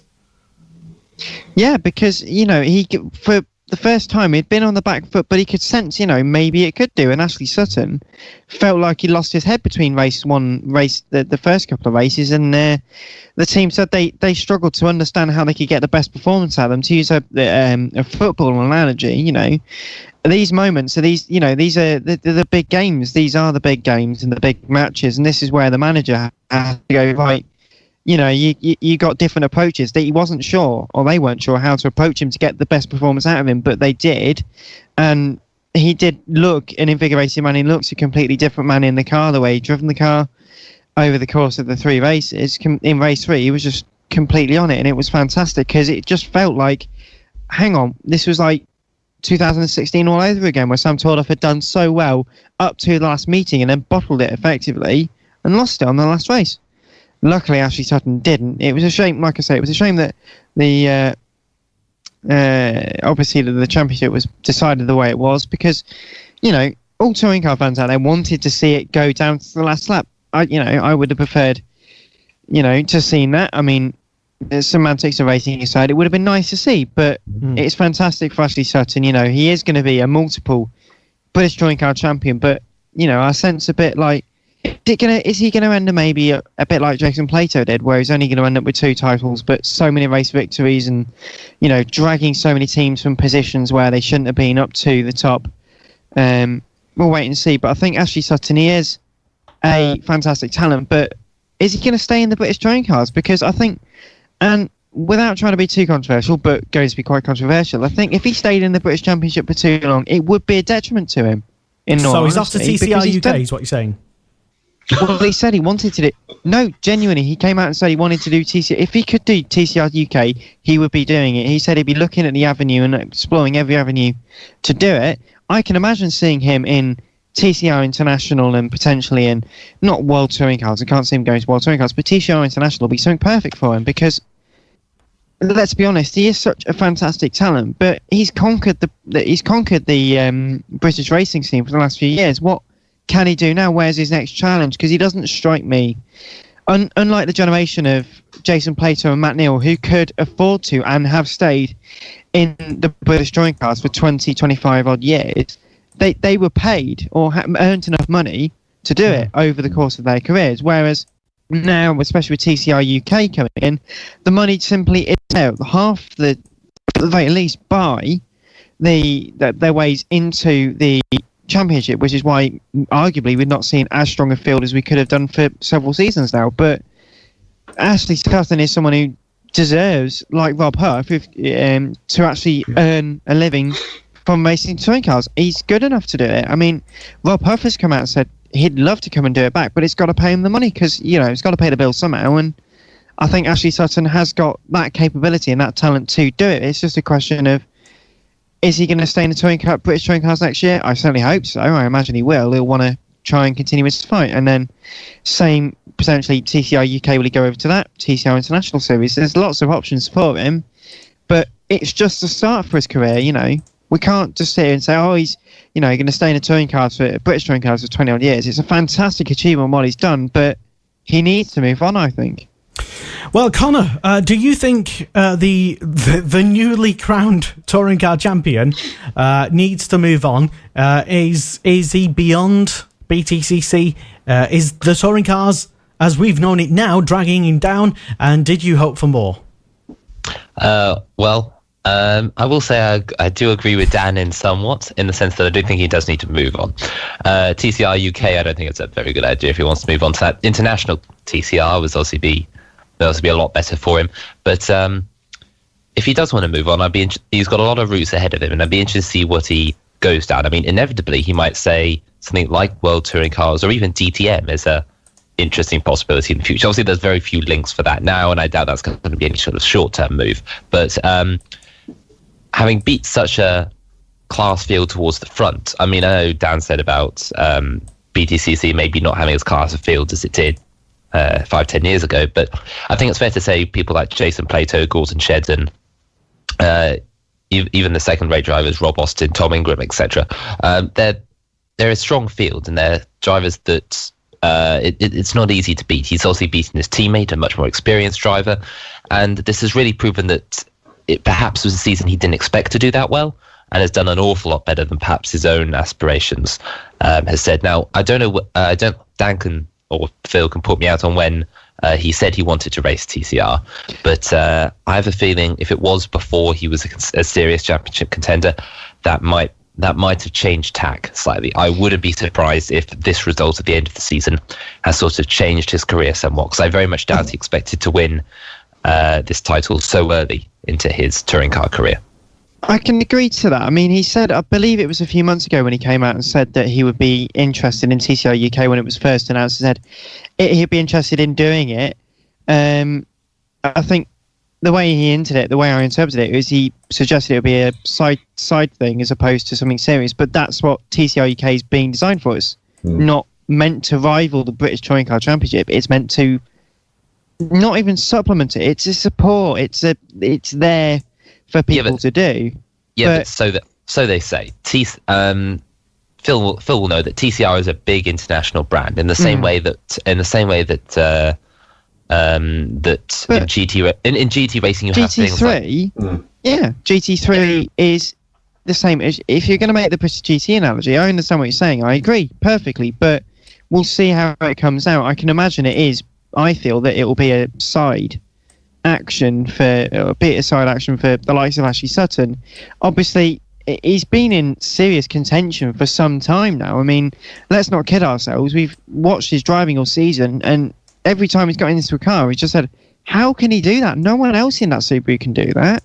How is he doing it? You know, when Jason Pace, when they figured out, obviously, Jason's issue, which was with the drive shaft, wasn't it? So, and the differential side. So when they figured out, that's only going to help him. And he's just done fantastically all season long. You know, I can imagine he might still want to do it. As you say, maybe he'll reconsider now he's won the championship. Obviously, everyone's been saying over the last few days that no one expected him to do quite so well. The only time I can remember he's done not great was in that season of Formula Ford. He did a long while ago, I think. And a few years ago. A few years ago. Oh yeah, I mean, it's only been a few years since we remember him winning the Clio title. I think it was. Correct me if I'm wrong, but it was 2 years ago. Yeah, exactly. It's not been long that he's pushed his way through, and for someone to have risen so quickly through the order, you've got to look at the career progression of people like Ivan Muller, Rob Huff, as you obviously said, and you look at where their career has taken them. And I don't know if Sutton, he might want to just become a national idol like Plato and Shedden have become over their time, but I don't think he's that sort of guy. He's not in that sort of mindset. He's probably already looking at the international scene. And I wouldn't blame him for looking at the international scene. He needs to go further on. Otherwise, you do just become very isolated within your own talent. Yeah, stagnant. I mean, we talk about Plato and Shedden and all that, and Turkington being the best of the British drivers, but how are they internationally? We've never really seen, well, apart from the odd one-off race, we've never really seen people like Plato race internationally and against the best of the world. And I'd love to see that. I'd love to see those guys of old take on the best in Europe, the best in the world. Well, he tried it, but it didn't exactly work out. There have been one or two races, and I'm sure Phil will have a good analogy of what happened. Yeah. But is it fair to say, Phil, he was a bit crap, Plato? No. Is that why he sort of focused back on his... No, it's very fair to say Jason did very well. I think it was the 2004 European Touring Car Cup, I think. Yeah, he did. Sorry, Phil, I'd say he did a couple of rounds in 2005, back when the World Touring Cars first became a thing. And let's be honest, the Toledo was not the car to have at that point. The car to have was the BMWs. Jason's not fared very well. And like Dan said, the cars he had weren't a true reflection. So no, Jason's had a go. Matt Neal's had a go.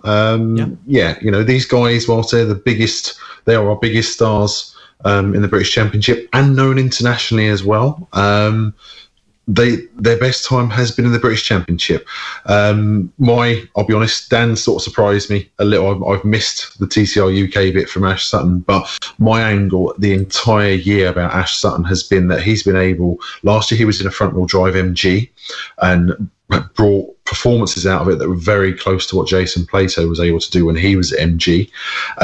He's jumped into the Subaru, and as far as I'm aware in his career, it's the first time he's driven a rear-wheel drive touring car or a rear-wheel drive car in general. I could be wrong. But again, he's been able to do things in that Subaru this season that Plato, Cole, Josh Price, okay, in his first season, fair enough. James Cole being a rear-wheel drive, more of a specialist, and has been able to do things. Ash has gotten into that car, taken pole positions, taken wins. He's been up front fighting with the best in the field. So my question for all year has been, what has he been able to extract from that car that the others haven't been able to? And it's that ability that has brought him into the championship, brought him to the championship as a contender, and ultimately brought him as the championship winner. At the start of the year, we were looking at Tom Ingram having a fantastic start to his season, and people going, hang on, this kid's going to be able to go for the title overall, and it genuinely looked that way. Colin Turkington being in the fight all the way from the beginning, even though he had the crash at Brands in the first round, and Gordon Shedden, again another championship contender, who during the season was able to be up front and fight for positions, fight for wins, and be a championship contender. By the time we've got to Brands, it's Turkington versus Sutton. They've both had their ups, they've both had their downs. I'll be honest, I was watching on Sunday and hoping, Colin, maybe he gets his third title. He drove his best. He's one of the best drivers in the championship. He's a very fair driver. I'm not going to go into the social media conversation that was taking place about his supposed driving tactics. We'll leave that to the fans to discuss and argue over. Get them all banned. Shouldn't be allowed. Exactly. Stop it. At the same time, it was also a situation was Colin drove his best. Ash had the advantage. He had the points advantage in every race. So effectively, it was a little easier on him, but the pressure was still very hard because it's his first ever chance at a title. So he's done very well. He's a very worthy champion. He's shown he's got the talent. My suspicion is that Warren Scott isn't going to let him go just yet. I'll be honest, I would be very surprised if Ash isn't back at Subaru next year alongside with Jason Plato. On the other hand, like Dan said, there is the opportunity, like a lot of drivers are looking for a dual campaign. We've discussed the calendar a few weeks back. There is the possibility that drivers can compete in both BTCC and TCR UK. It's also going to be a moneymaker or a money spinner even for a lot of the teams out there. So to have a guy like Ash Sutton go and drive for potentially a mid-range BTCC team in TCR UK, if that's what's happened, obviously we're sort of guessing until we know what's going to happen to take place. The possibilities are there. The trouble I think we've had, like Connor was saying earlier, with Plato and Neal, established stars of the BTCC, there hasn't been the option of another Tin Top Series in the UK for many, many a year for those drivers to go off and do. So it's basically been a case of, right, here is the BTCC, ply your trade, and Plato, Neal, Andrew Jordan, Gordon Shedden, these guys have done their very best. They've reached the top of their game. They are well respected. And as a lot of people, fans and social media alike, recognise the BTCC is potentially the best series, the best Tin Top Series in the world, for its calibre of drivers, for its competition, and for pure spectacle. So traditionally, it's been the only thing that it's had no competition, really, realistically. Yes, there's not been anything out there. So of course it's going to be the best. The next step has either been go and take part in WTCC, which for a small time took, race in the UK, but didn't prove to be a popular move for the championship, ironically, or to take part in European touring car series. It's why like I said before, I applaud the decisions of people like Rob Huff, Andy Prio, and I'm going to go back as far as saying Steve Soper. These guys have gone and raced touring cars internationally when the opportunity's been there, and they've done it well, and they're out racing, with the best. So, yeah, the options are there. Like I said, I would be surprised if Ash is elsewhere. If he's not in a Subaru next year next to Jason Plato, I would be really surprised. I think, like we said, like Dan said, Ash is a racer. I'll be honest, I could see him sort of taking the Jason Plato trend. He sees a gap, he goes for it. He wants to win. So he is a racer at heart, as it's been widely recognised. I wouldn't be surprised if the offering of a potential second title in a car that will be in its third season of competition next year, isn't too tempting. So we'd have to see. But yeah, a worthy champion. Up against Colin Turkington, a very experienced driver himself, who has taken on the world's best himself and won races. It'd be very interesting to see what he decides to do. Well, incidentally, going back to what was mentioned by Dan, and something I've been able to confirm, this is from the autosport.com. I don't know if he said it directly to them or it was a Motorsport Network affiliate, but Ash Sutton did basically confirm his interest in TCR, saying back in I think August, couple of months ago, a month and a half ago, he said that TCR, quote, seems to be working around the globe, but would, quote, struggle to surpass the Toka Run series in the UK, says Autosport. He also went on to say, quote, from Ash Sutton, if somebody offered me a drive, I wouldn't let it take over what I do in the BTCC. If it was a sideline, then maybe, said Ash Sutton. So you might be right, Phil Kinch. He might be looking to combine or do maybe a part TCR UK or part TCR International or something like that alongside his touring car commitments, of which he is now a champion. Yeah, it's a trend I'm not surprised. I think you're going to see a lot of next year, to be honest. You'll see drivers doing dual campaigns or part campaigns with TCR alongside BTCC. Again, a very interesting winter ahead for both series. One thing I'm not sure if it's going to happen, but my own personal opinions, and I'm not sure obviously where Dan and Connor are going to come from with this. I think it's possibly time to reduce the entries in British touring cars. Yes, it is. It's something that's been talked about, Dan, as you're aware as well.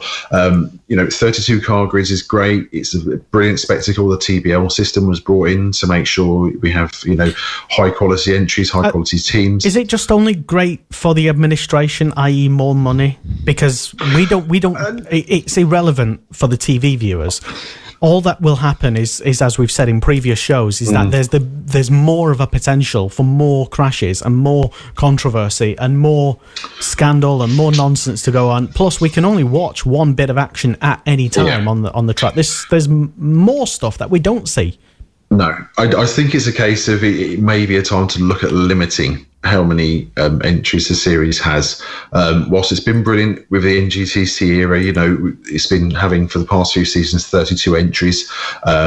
You're seeing a lot of teams, that there are a lot more crashes. The driving standards has been a big topic this year, and it's something that obviously you can near enough guarantee Alan Gow and Toka are going to be looking at and reviewing and making decisions. As we discussed last time, there is the big meeting between himself and the team's representatives this month to discuss things like driving standards and how the series moves forward next year as well.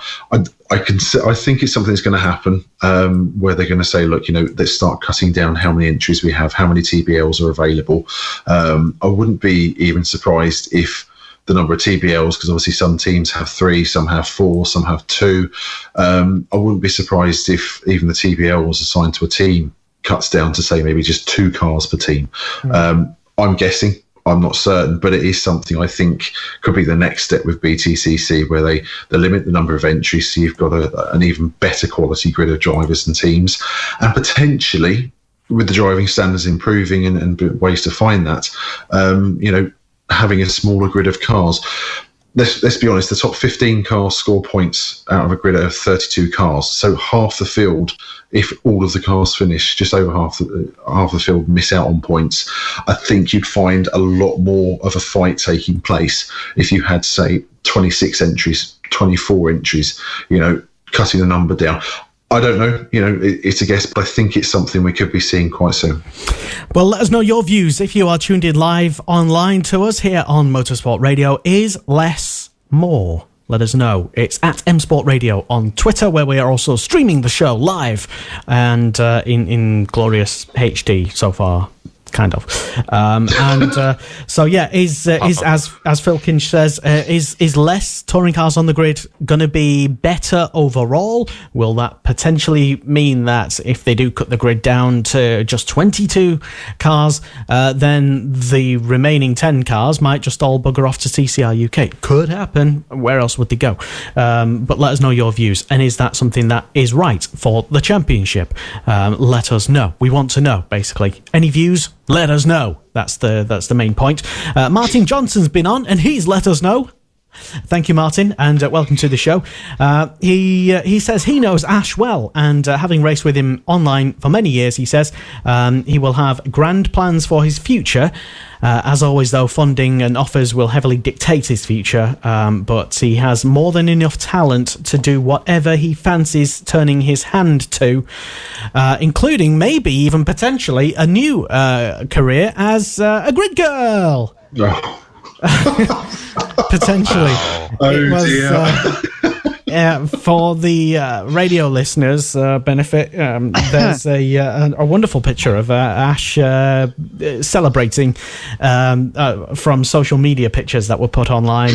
I can't believe you actually saved the picture. Why wouldn't I? I'm not going to show the Jason Plato one. That's just just inappropriate. No. But yeah, Ash Sutton, a picture of him in a grid girl's outfit, let's say, and he may or may not have been slightly inebriated at that moment in time. But fair play to him, champion of 2017 in touring cars. Dan Marr is less more, and is TCR. I think we've all kind of got it in our head now that it is that BTCC has to sort of do something extra special, which reminds me as well, before I'll let you answer those questions, I'm going to throw another one at you as well. Stuart Higgs of the British Superbike Championship fame, yes, the Alan Gow of Superbikes, effectively. He suggested that the touring cars should spice up the TV coverage by effectively not showing everything live. There's an oversaturation, he said, suggested, and I can't remember his exact words, so I'm going to have to paraphrase, but he said, Dan, that potentially just showing tighter edited highlights of race 1 and race 2 and then come into race 3 live, similar to what already happens in BSB. I think that might refocus a lot of people's attention and put more of an emphasis on, say, the third final race being the big race, as opposed to just having 7-hour slabs of TV where you can just have a bit of touring car fatigue.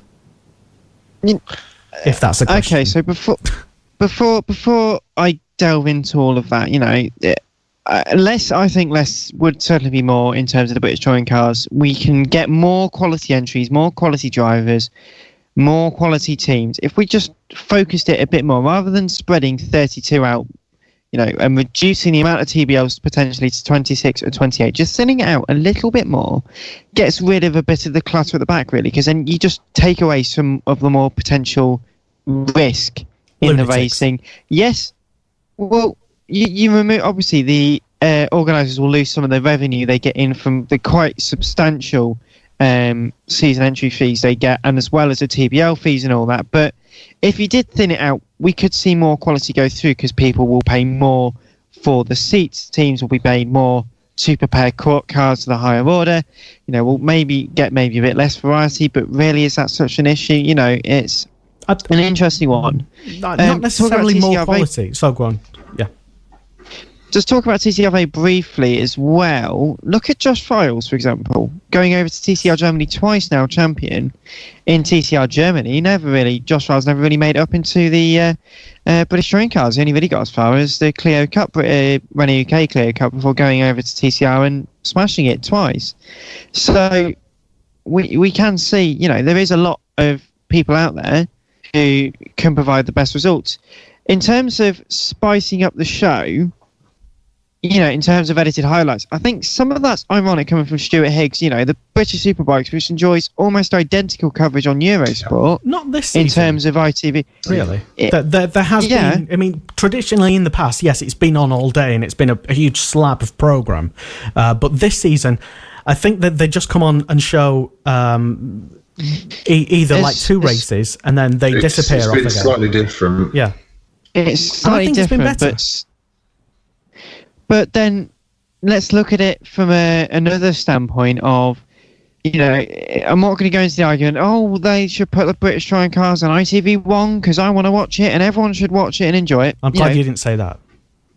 Semantics aside, I genuinely think if they did place the British Touring Cars onto ITV1, for example, it could really boost the profile of the British Touring Cars because you've got to search.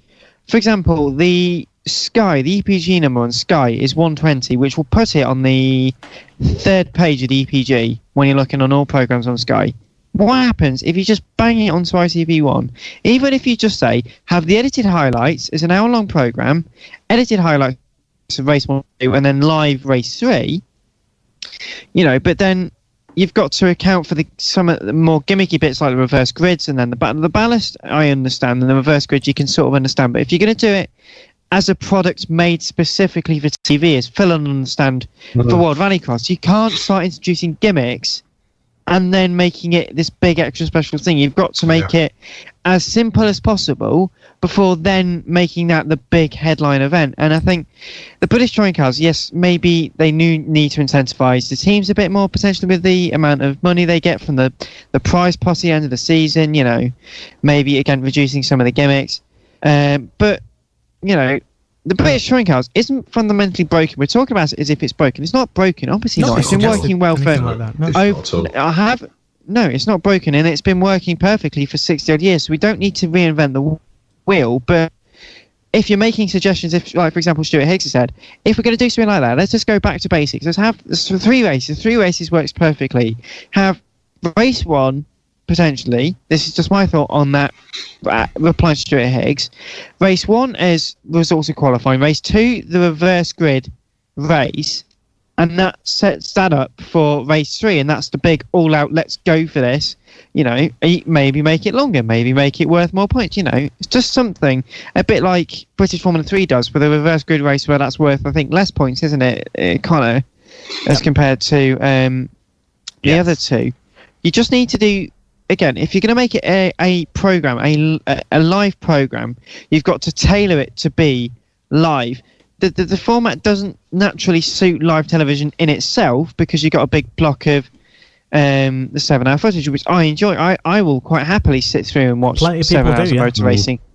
Yeah, plenty of people do. Yeah, several 100,000 or may. But you could potentially, if you focus it ever so slightly, could get millions on ITV1. Yeah. Sometimes you do need commercial risk, and this is, I feel, where the coverage of Formula E really faltered, is because ITV were never really prepared to take the commercial risk. And yet, something like the British Touring Cars, if you made it ever so slightly more tailored for live coverage, it could be back as massive as it was on Grandstand. There was a reason why the format worked. Yeah. I don't know. I have an opinion. Connor, before you impart your opinion, though, I just wanted to touch on something that Dan said regarding us all apparently being plebs, and that we need 7 hours just to understand all the intricacies. Hang on, again. Right, so do you remember the conversation we had earlier about you twisting people's words? Nope.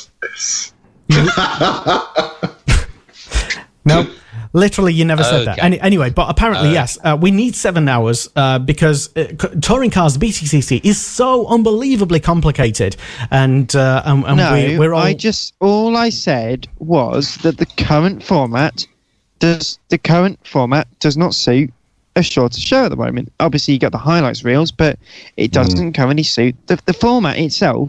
doesn't suit a full live coverage. But as what Stuart Higgs suggested, tailoring the format ever so slightly, you could make it much easier to put into a 1 hour block. It then makes it much more easy to be consumed on live television. There's a difference between the format being complicated and the format not being as good for television viewing. There's a difference. Formula One is not great for watching on live television because it takes up so much time in an end user's day, but using 3 touring car races into an hour is perfectly doable. We see that with British Superbikes. Yeah. Anyway, Connor, thank you for your view, Dan. Sorry, I wasn't. I was very, very dismissive of that. Sorry, I didn't mean to sound that. But sorry, yes, Connor started off and I interrupted him. Go. Yes, I will say I do partially agree with Dan in the sense that the current format does not fit live television, but the format they have, the 7 hours, works for touring cars because that 7 hours is not dedicated just to touring cars. It's dedicated also to the support series that comes along with the touring cars. And during this time, they get their coverage. This is where they get the exposure. And for a lot of them, it's what drives them into the championship. It's the whole reason TOCA is one of the, if arguably the top category that support series try to get to in the UK, because the TV coverage is there for them. If you put it on ITV1, you have to pick a dedicated time slot. In the same way that in a Formula One meeting, nothing matters. The Formula One has to go on the correct time. Support series don't matter. Support series can change their time all they like. And GP2 and GP3 have seen that multiple times over the years, but nothing must replace the Formula One. Would it be a travesty, for example, to pick a highlight race, a standout race like the main race of a touring car weekend, and just have everything else revolve around that, like Formula One, like you suggest? Maybe, but the highlight race would have to be the end race, as Dan suggested. But to do that, you have to have everything to run smoothly throughout the day. That's hardly ever going to happen, and there's always going to be a delay. And if you're running it on ITV1, there's arguably going to be limited space and limited time that you can run this, and how much you can push it back, as it were. Now, obviously, you're not going to push it back too much. There's a limited amount of time circuits are open, and I know touring cars do race up until usually about 6 o'clock when there is a 6:30 curfew. So they're never really going to be any more than half an hour behind necessarily. But if you are going to put it on ITV1, you've effectively got to have to kill off one of the support series in order so that there's more time and more flexibility throughout the day. So that they can have that live race at the end of the day for touring cars. I mean, you talk about lengthening the race. That surely just backs up the whole theory of, well, you've got to chop something's got to go. And so the format they've got now works well with the TOCA package. And that's the point. The 7 hours of TV is not for the touring cars. The 7 hours of TV is for the TOCA package. If you want live coverage on ITV1, then you've got to say British Touring Cars takes full priority, and that has to be the main game. And for that, you've really got to start chopping at least one of the support series, and I can bet you a load of the others will start to lose a bit of interest if they're going to be constantly put to the sidelines. But if TCR are going to be, as me and Phil think, or perhaps just me, think that it will be a real threat to the BTCC, then surely it's going to suffer anyway. There's... Sorry, Phil, go on. I've got a slightly... I've almost got a slam dunk, to be honest, for a way that BTCC can improve.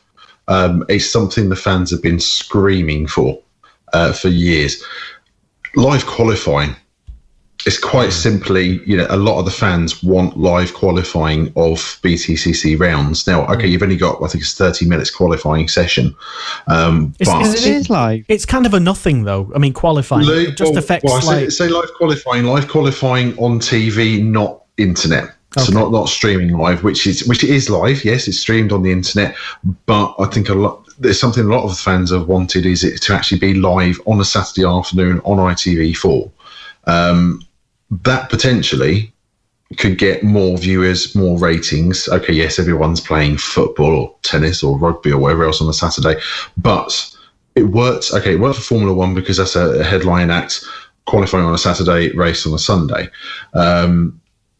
It could be something that helps improve the show even more than what it is. And like Connor says, the 7 hours on a Sunday is to include a TOCA package. It's to give the support races, the live coverage that they also deserve as well. they spoke to Murray Walker on Sunday, and he said, he used to have to edit the highlights as it was on grandstands to try and make things look live. It worked back then, but now, BTCC isn't just BTCC. It's the headline act of an entire, weekend's worth of action for 4 or 5 extra series. So it's, live qualifying on TV, it's something that's probably going to get a lot of the fans involved and sort of agree that, yes, that would be more of a draw.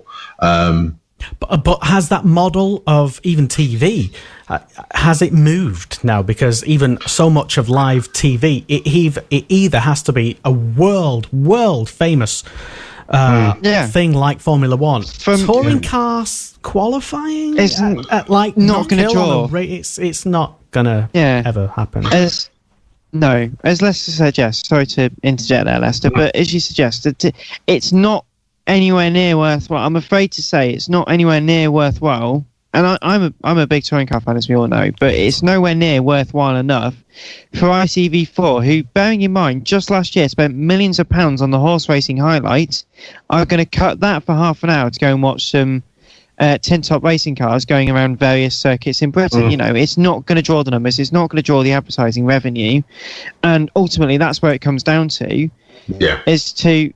is it worth it for ITV? Because, what am I going to say? Does ITV need touring cars and a Toka package, or does the Toka package and touring cars need ITV? I'm just going to put that there. So it's interesting. Which is why... Sorry, go on, Connor. If I may try and pull it back to one of the points we were saying earlier about the 32-car grid. You're talking about necessarily chopping the field, as in putting a limitation on the field. If touring cars really want to compete against TCR, is it really a good idea to tell them to chop the field, chop the amount of people that are going to give them revenue? Obviously, there's less footage then for the ITV. And you say, you're just going to get rid of the back markers, it'll be fine. But you're not going to get rid of the back markers, let's be honest. You're going to get rid of who pays the least, and that's going to be the up-and-coming young talent who wants to try and get into touring cars and will try and get together with a small team, but doesn't necessarily have the funds to pay for a whole season anyway. Or some of the big names who teams might have took a bit of a gamble on, allowed them to pay a bit less to get into touring cars in the hope that sponsors would come on board because it's a big name and meet the cost and blah blah blah. Exactly. If you're starting to chop the field, the people who are going are not going to be, and perhaps I'm going to be calling a few guys out here, but they're not going to be Jake Hill, Chris Smiley, Matt Simpson necessarily. They're going to be the guys who finished 8th, 9th, 10th, who are moderately talented but not enough to win people the championships. And those are going to be the guys who are going to suffer. And those are going to be the guys who are going to end up going to TCR. And what's wrong with that? says, but if TCR are saying, we're not going to rival British touring cars, but they're going to take a lot of the big talent from touring cars, people are going to go across. Yeah, we decide whether it's a rival or not. The championship, I mean, TCR have already said, we're not going to be a rival. Touring cars have already said, they're not going to be a rival. Guys, we will decide whether TCR UK is successful, not you, unfortunately.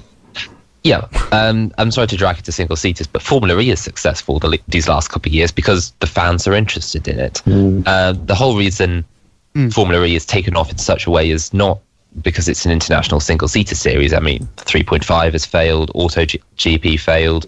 A lot of, the one that we mixed with football teams, that was hilarious. Super League Formula. Super League Formula. Oh, yes. That amazing series. Yeah, that was a failure, let's be honest. Because they didn't bring in the fans. And if TCR are going to bring in the fans, you talk about Toka needing ITV. ITV might go to TCR and go, you've got the package, you've got the entertainment, we'll give you the hours. And TCR have got Formula Ford 1600 as well.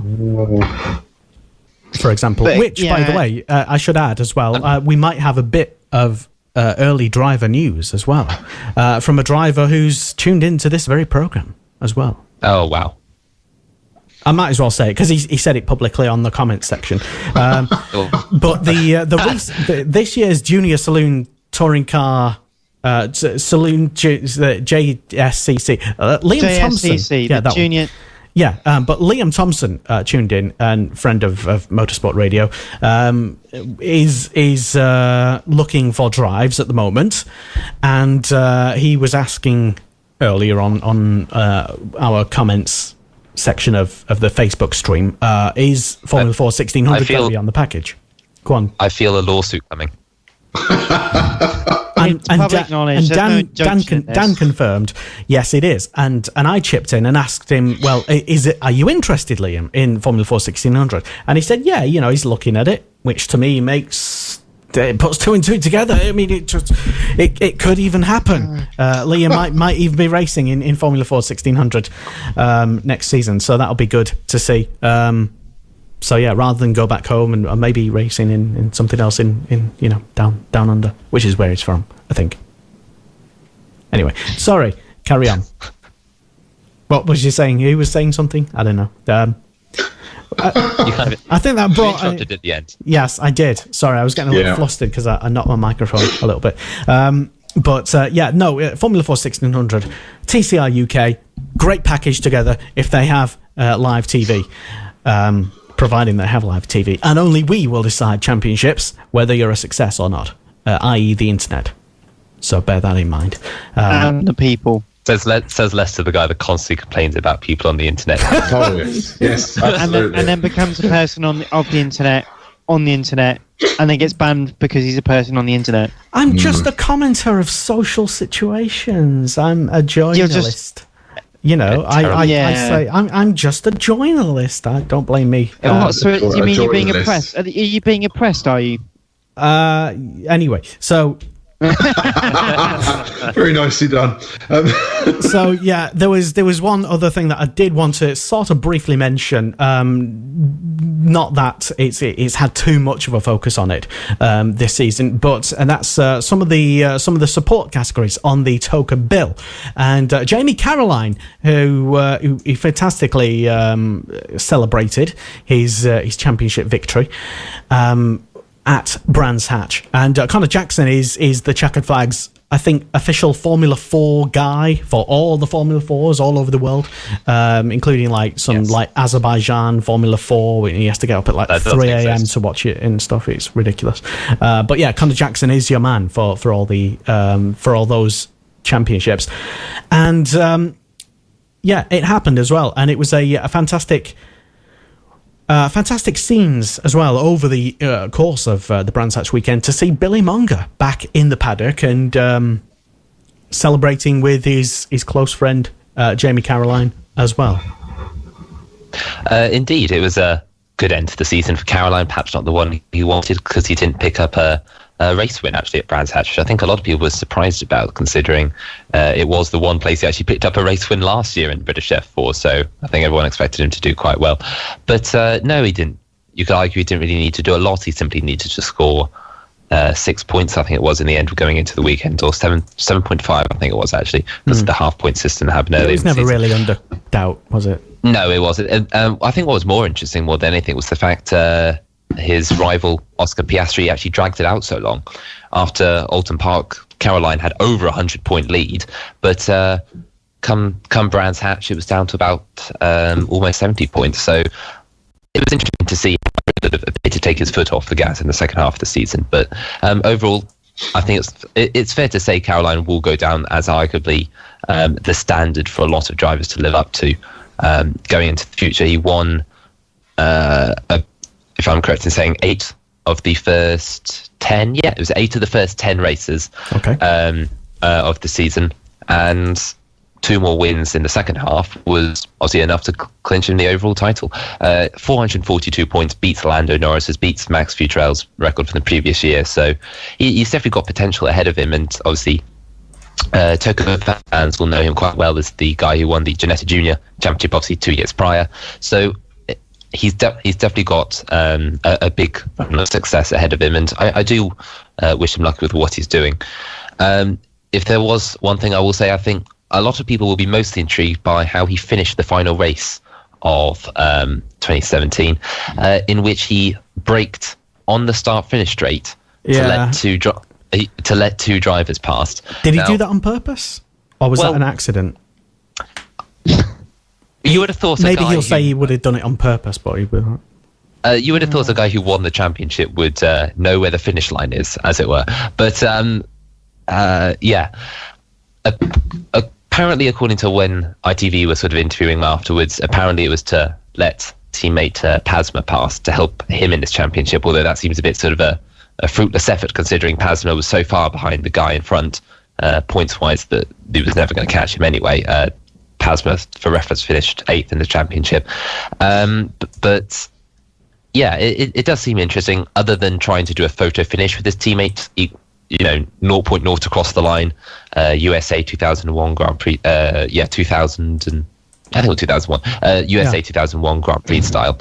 I can't think what he was doing, and I suppose his argument is, well, it's the end of the season, I've won the championship, it doesn't matter anyway.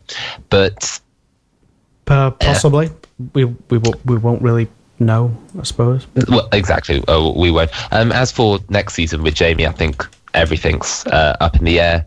He's F3. You say that a lot of his rivals behind him have started to make links with other series, and Jamie himself has been very sort of open about where he's going to be. I mean, of course, racing for Carlin, he's got every opportunity to go to British F3 or FIA F3 or Euro Formula Open, and moving up the ladder. Obviously, Carlin are very successful in Indy Lights, and they've had Formula 2 links in the past. So there's a myriad of routes up again. He's got ahead of him, but I wouldn't be surprised actually if Caroline, maybe after another year of raising the ladder, says that he'll just stay in the UK and perhaps even race touring cars. I wouldn't be totally surprised, to be perfectly honest, or even GTs. Yeah, British F3. Personally, just a guess. I don't know, based on nothing at all. British F3, and then maybe TCR, and then touring cars. Well, considering he did the F3 Winter Series last year, I wouldn't be entirely surprised if he did F3 next year, especially with the Carlin links. While I'm here, I would like to note that second place Piastri is already off doing something this weekend. Actually, he'll be racing over in Formula Renault 2.0, because Arden were very impressed by his obviously season and have given him a chance. And third place Logan Sargent has also said that he'll be racing somewhere this weekend, which means he'll either be off with Euro Formula Open or he'll be doing 2.0, assumably, unless he does something completely random. Two drivers as well. Sorry to cut in, but time is short because the internet goes off soon. Of course.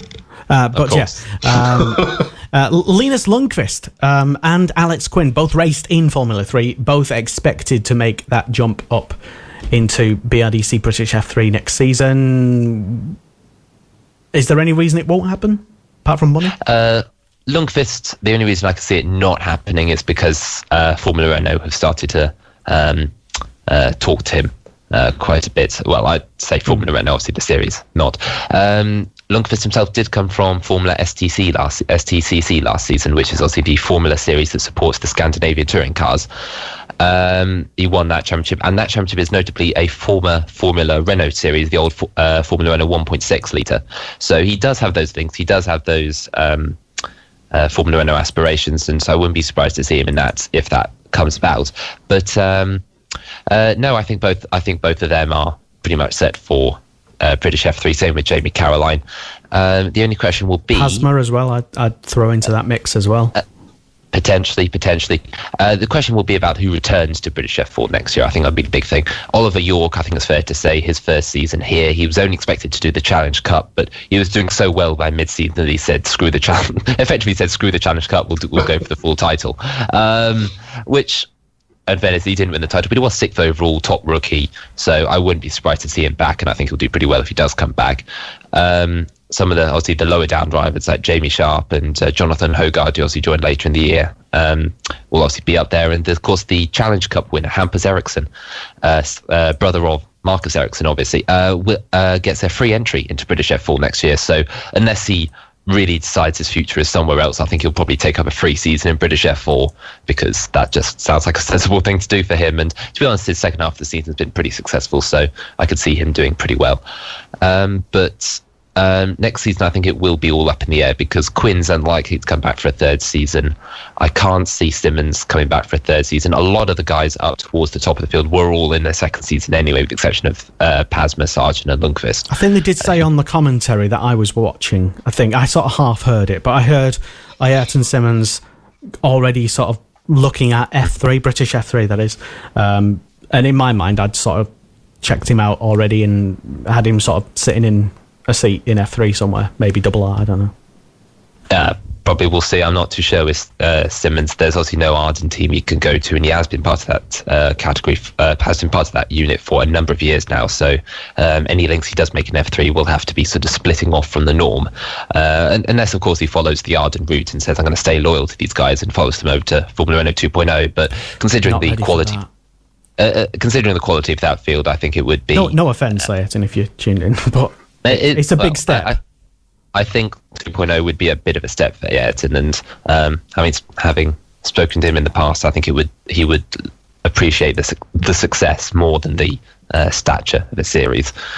But yeah, next season, I think it will be a case of we could see another rookie winner because the return, other than returning faces of York and Ericsson and perhaps maybe Webb, we'll have to see. I don't see anyone else really returning and being an immediate championship contender.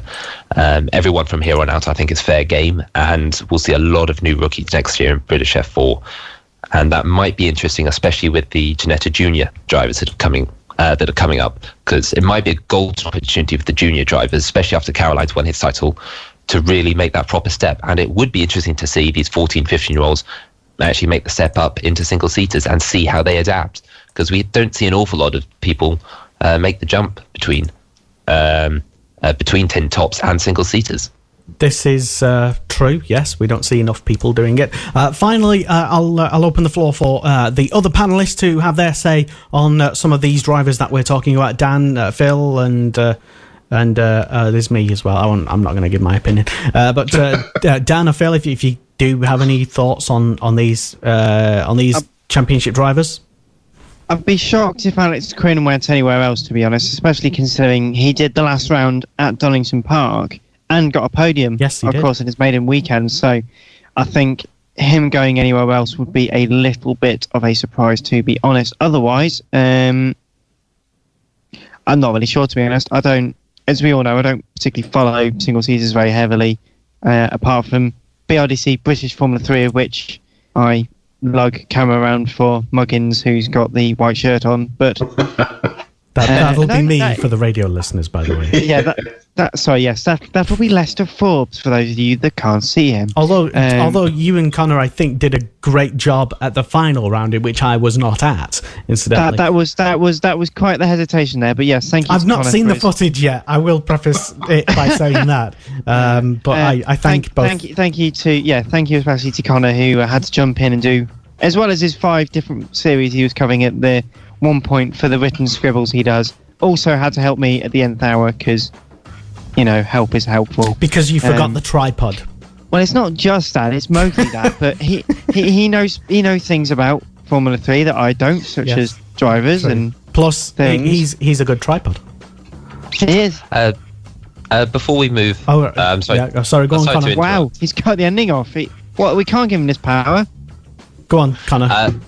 But before Dan moves on too much, and I know your other listeners, Leicester, will be commenting, so I would like to have a quick shout out to the other TOCA champions, Mike Bushell, who won the Renault UK Clio Cup, Charlie Eastwood, who won the Porsche Carrera Cup Great Britain, Callum Poynton, who won the Ginetta GT4, and the Ginetta Juniors that went the way of Tom Gamble. I haven't seen too much of them this season, but from what I've seen, they've been very successful, and I wish them all the best of luck moving forward. Dan, you may finish whatever you were saying. I was just saying we can't give you the executive power. Well, there you go. I just had it. So, but thank you would be the overall message for not only just tonight's show for coming on, but also the final Donington Decider round, in which Dan and Connor and I think Seb also helped in there as well. I think Seb Gigner. Yes, thanks to Seb Gigner, who had I think 2 or 3 broken ribs, and I made him I really do apologise because I'm going to be pelted with stones now. But he was standing for a good 10-15 minutes whilst I was talking to Johnny Adams, and I didn't realise he had 2 or 3 broken ribs. So sorry. Hope you feel better.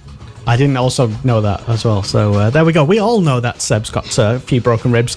And thank you, Dan Marr, for coming on tonight's show on Tuesday on Monday Motorsport on Motorsport Radio. Thank you very much to Connor Jackson, who can usually be found editing and writing some fantastic race reports and journalism things, articles on the Checkered Flag online, and Phil Kinch can also be found at the same place doing a slightly different thing about TCR and World and Europe. No, I've got it wrong already. Okay. Rallycross at Checkered Flag and the CCR's at the blog. Oh, tcrguru.com is it? Or .co.uk? Yes. No, .com. Okay, I will get it right one day. There's only we'll keep practicing, Lester. A very limited amount of information I can have in my head at any one time. So, as usual, listeners might know.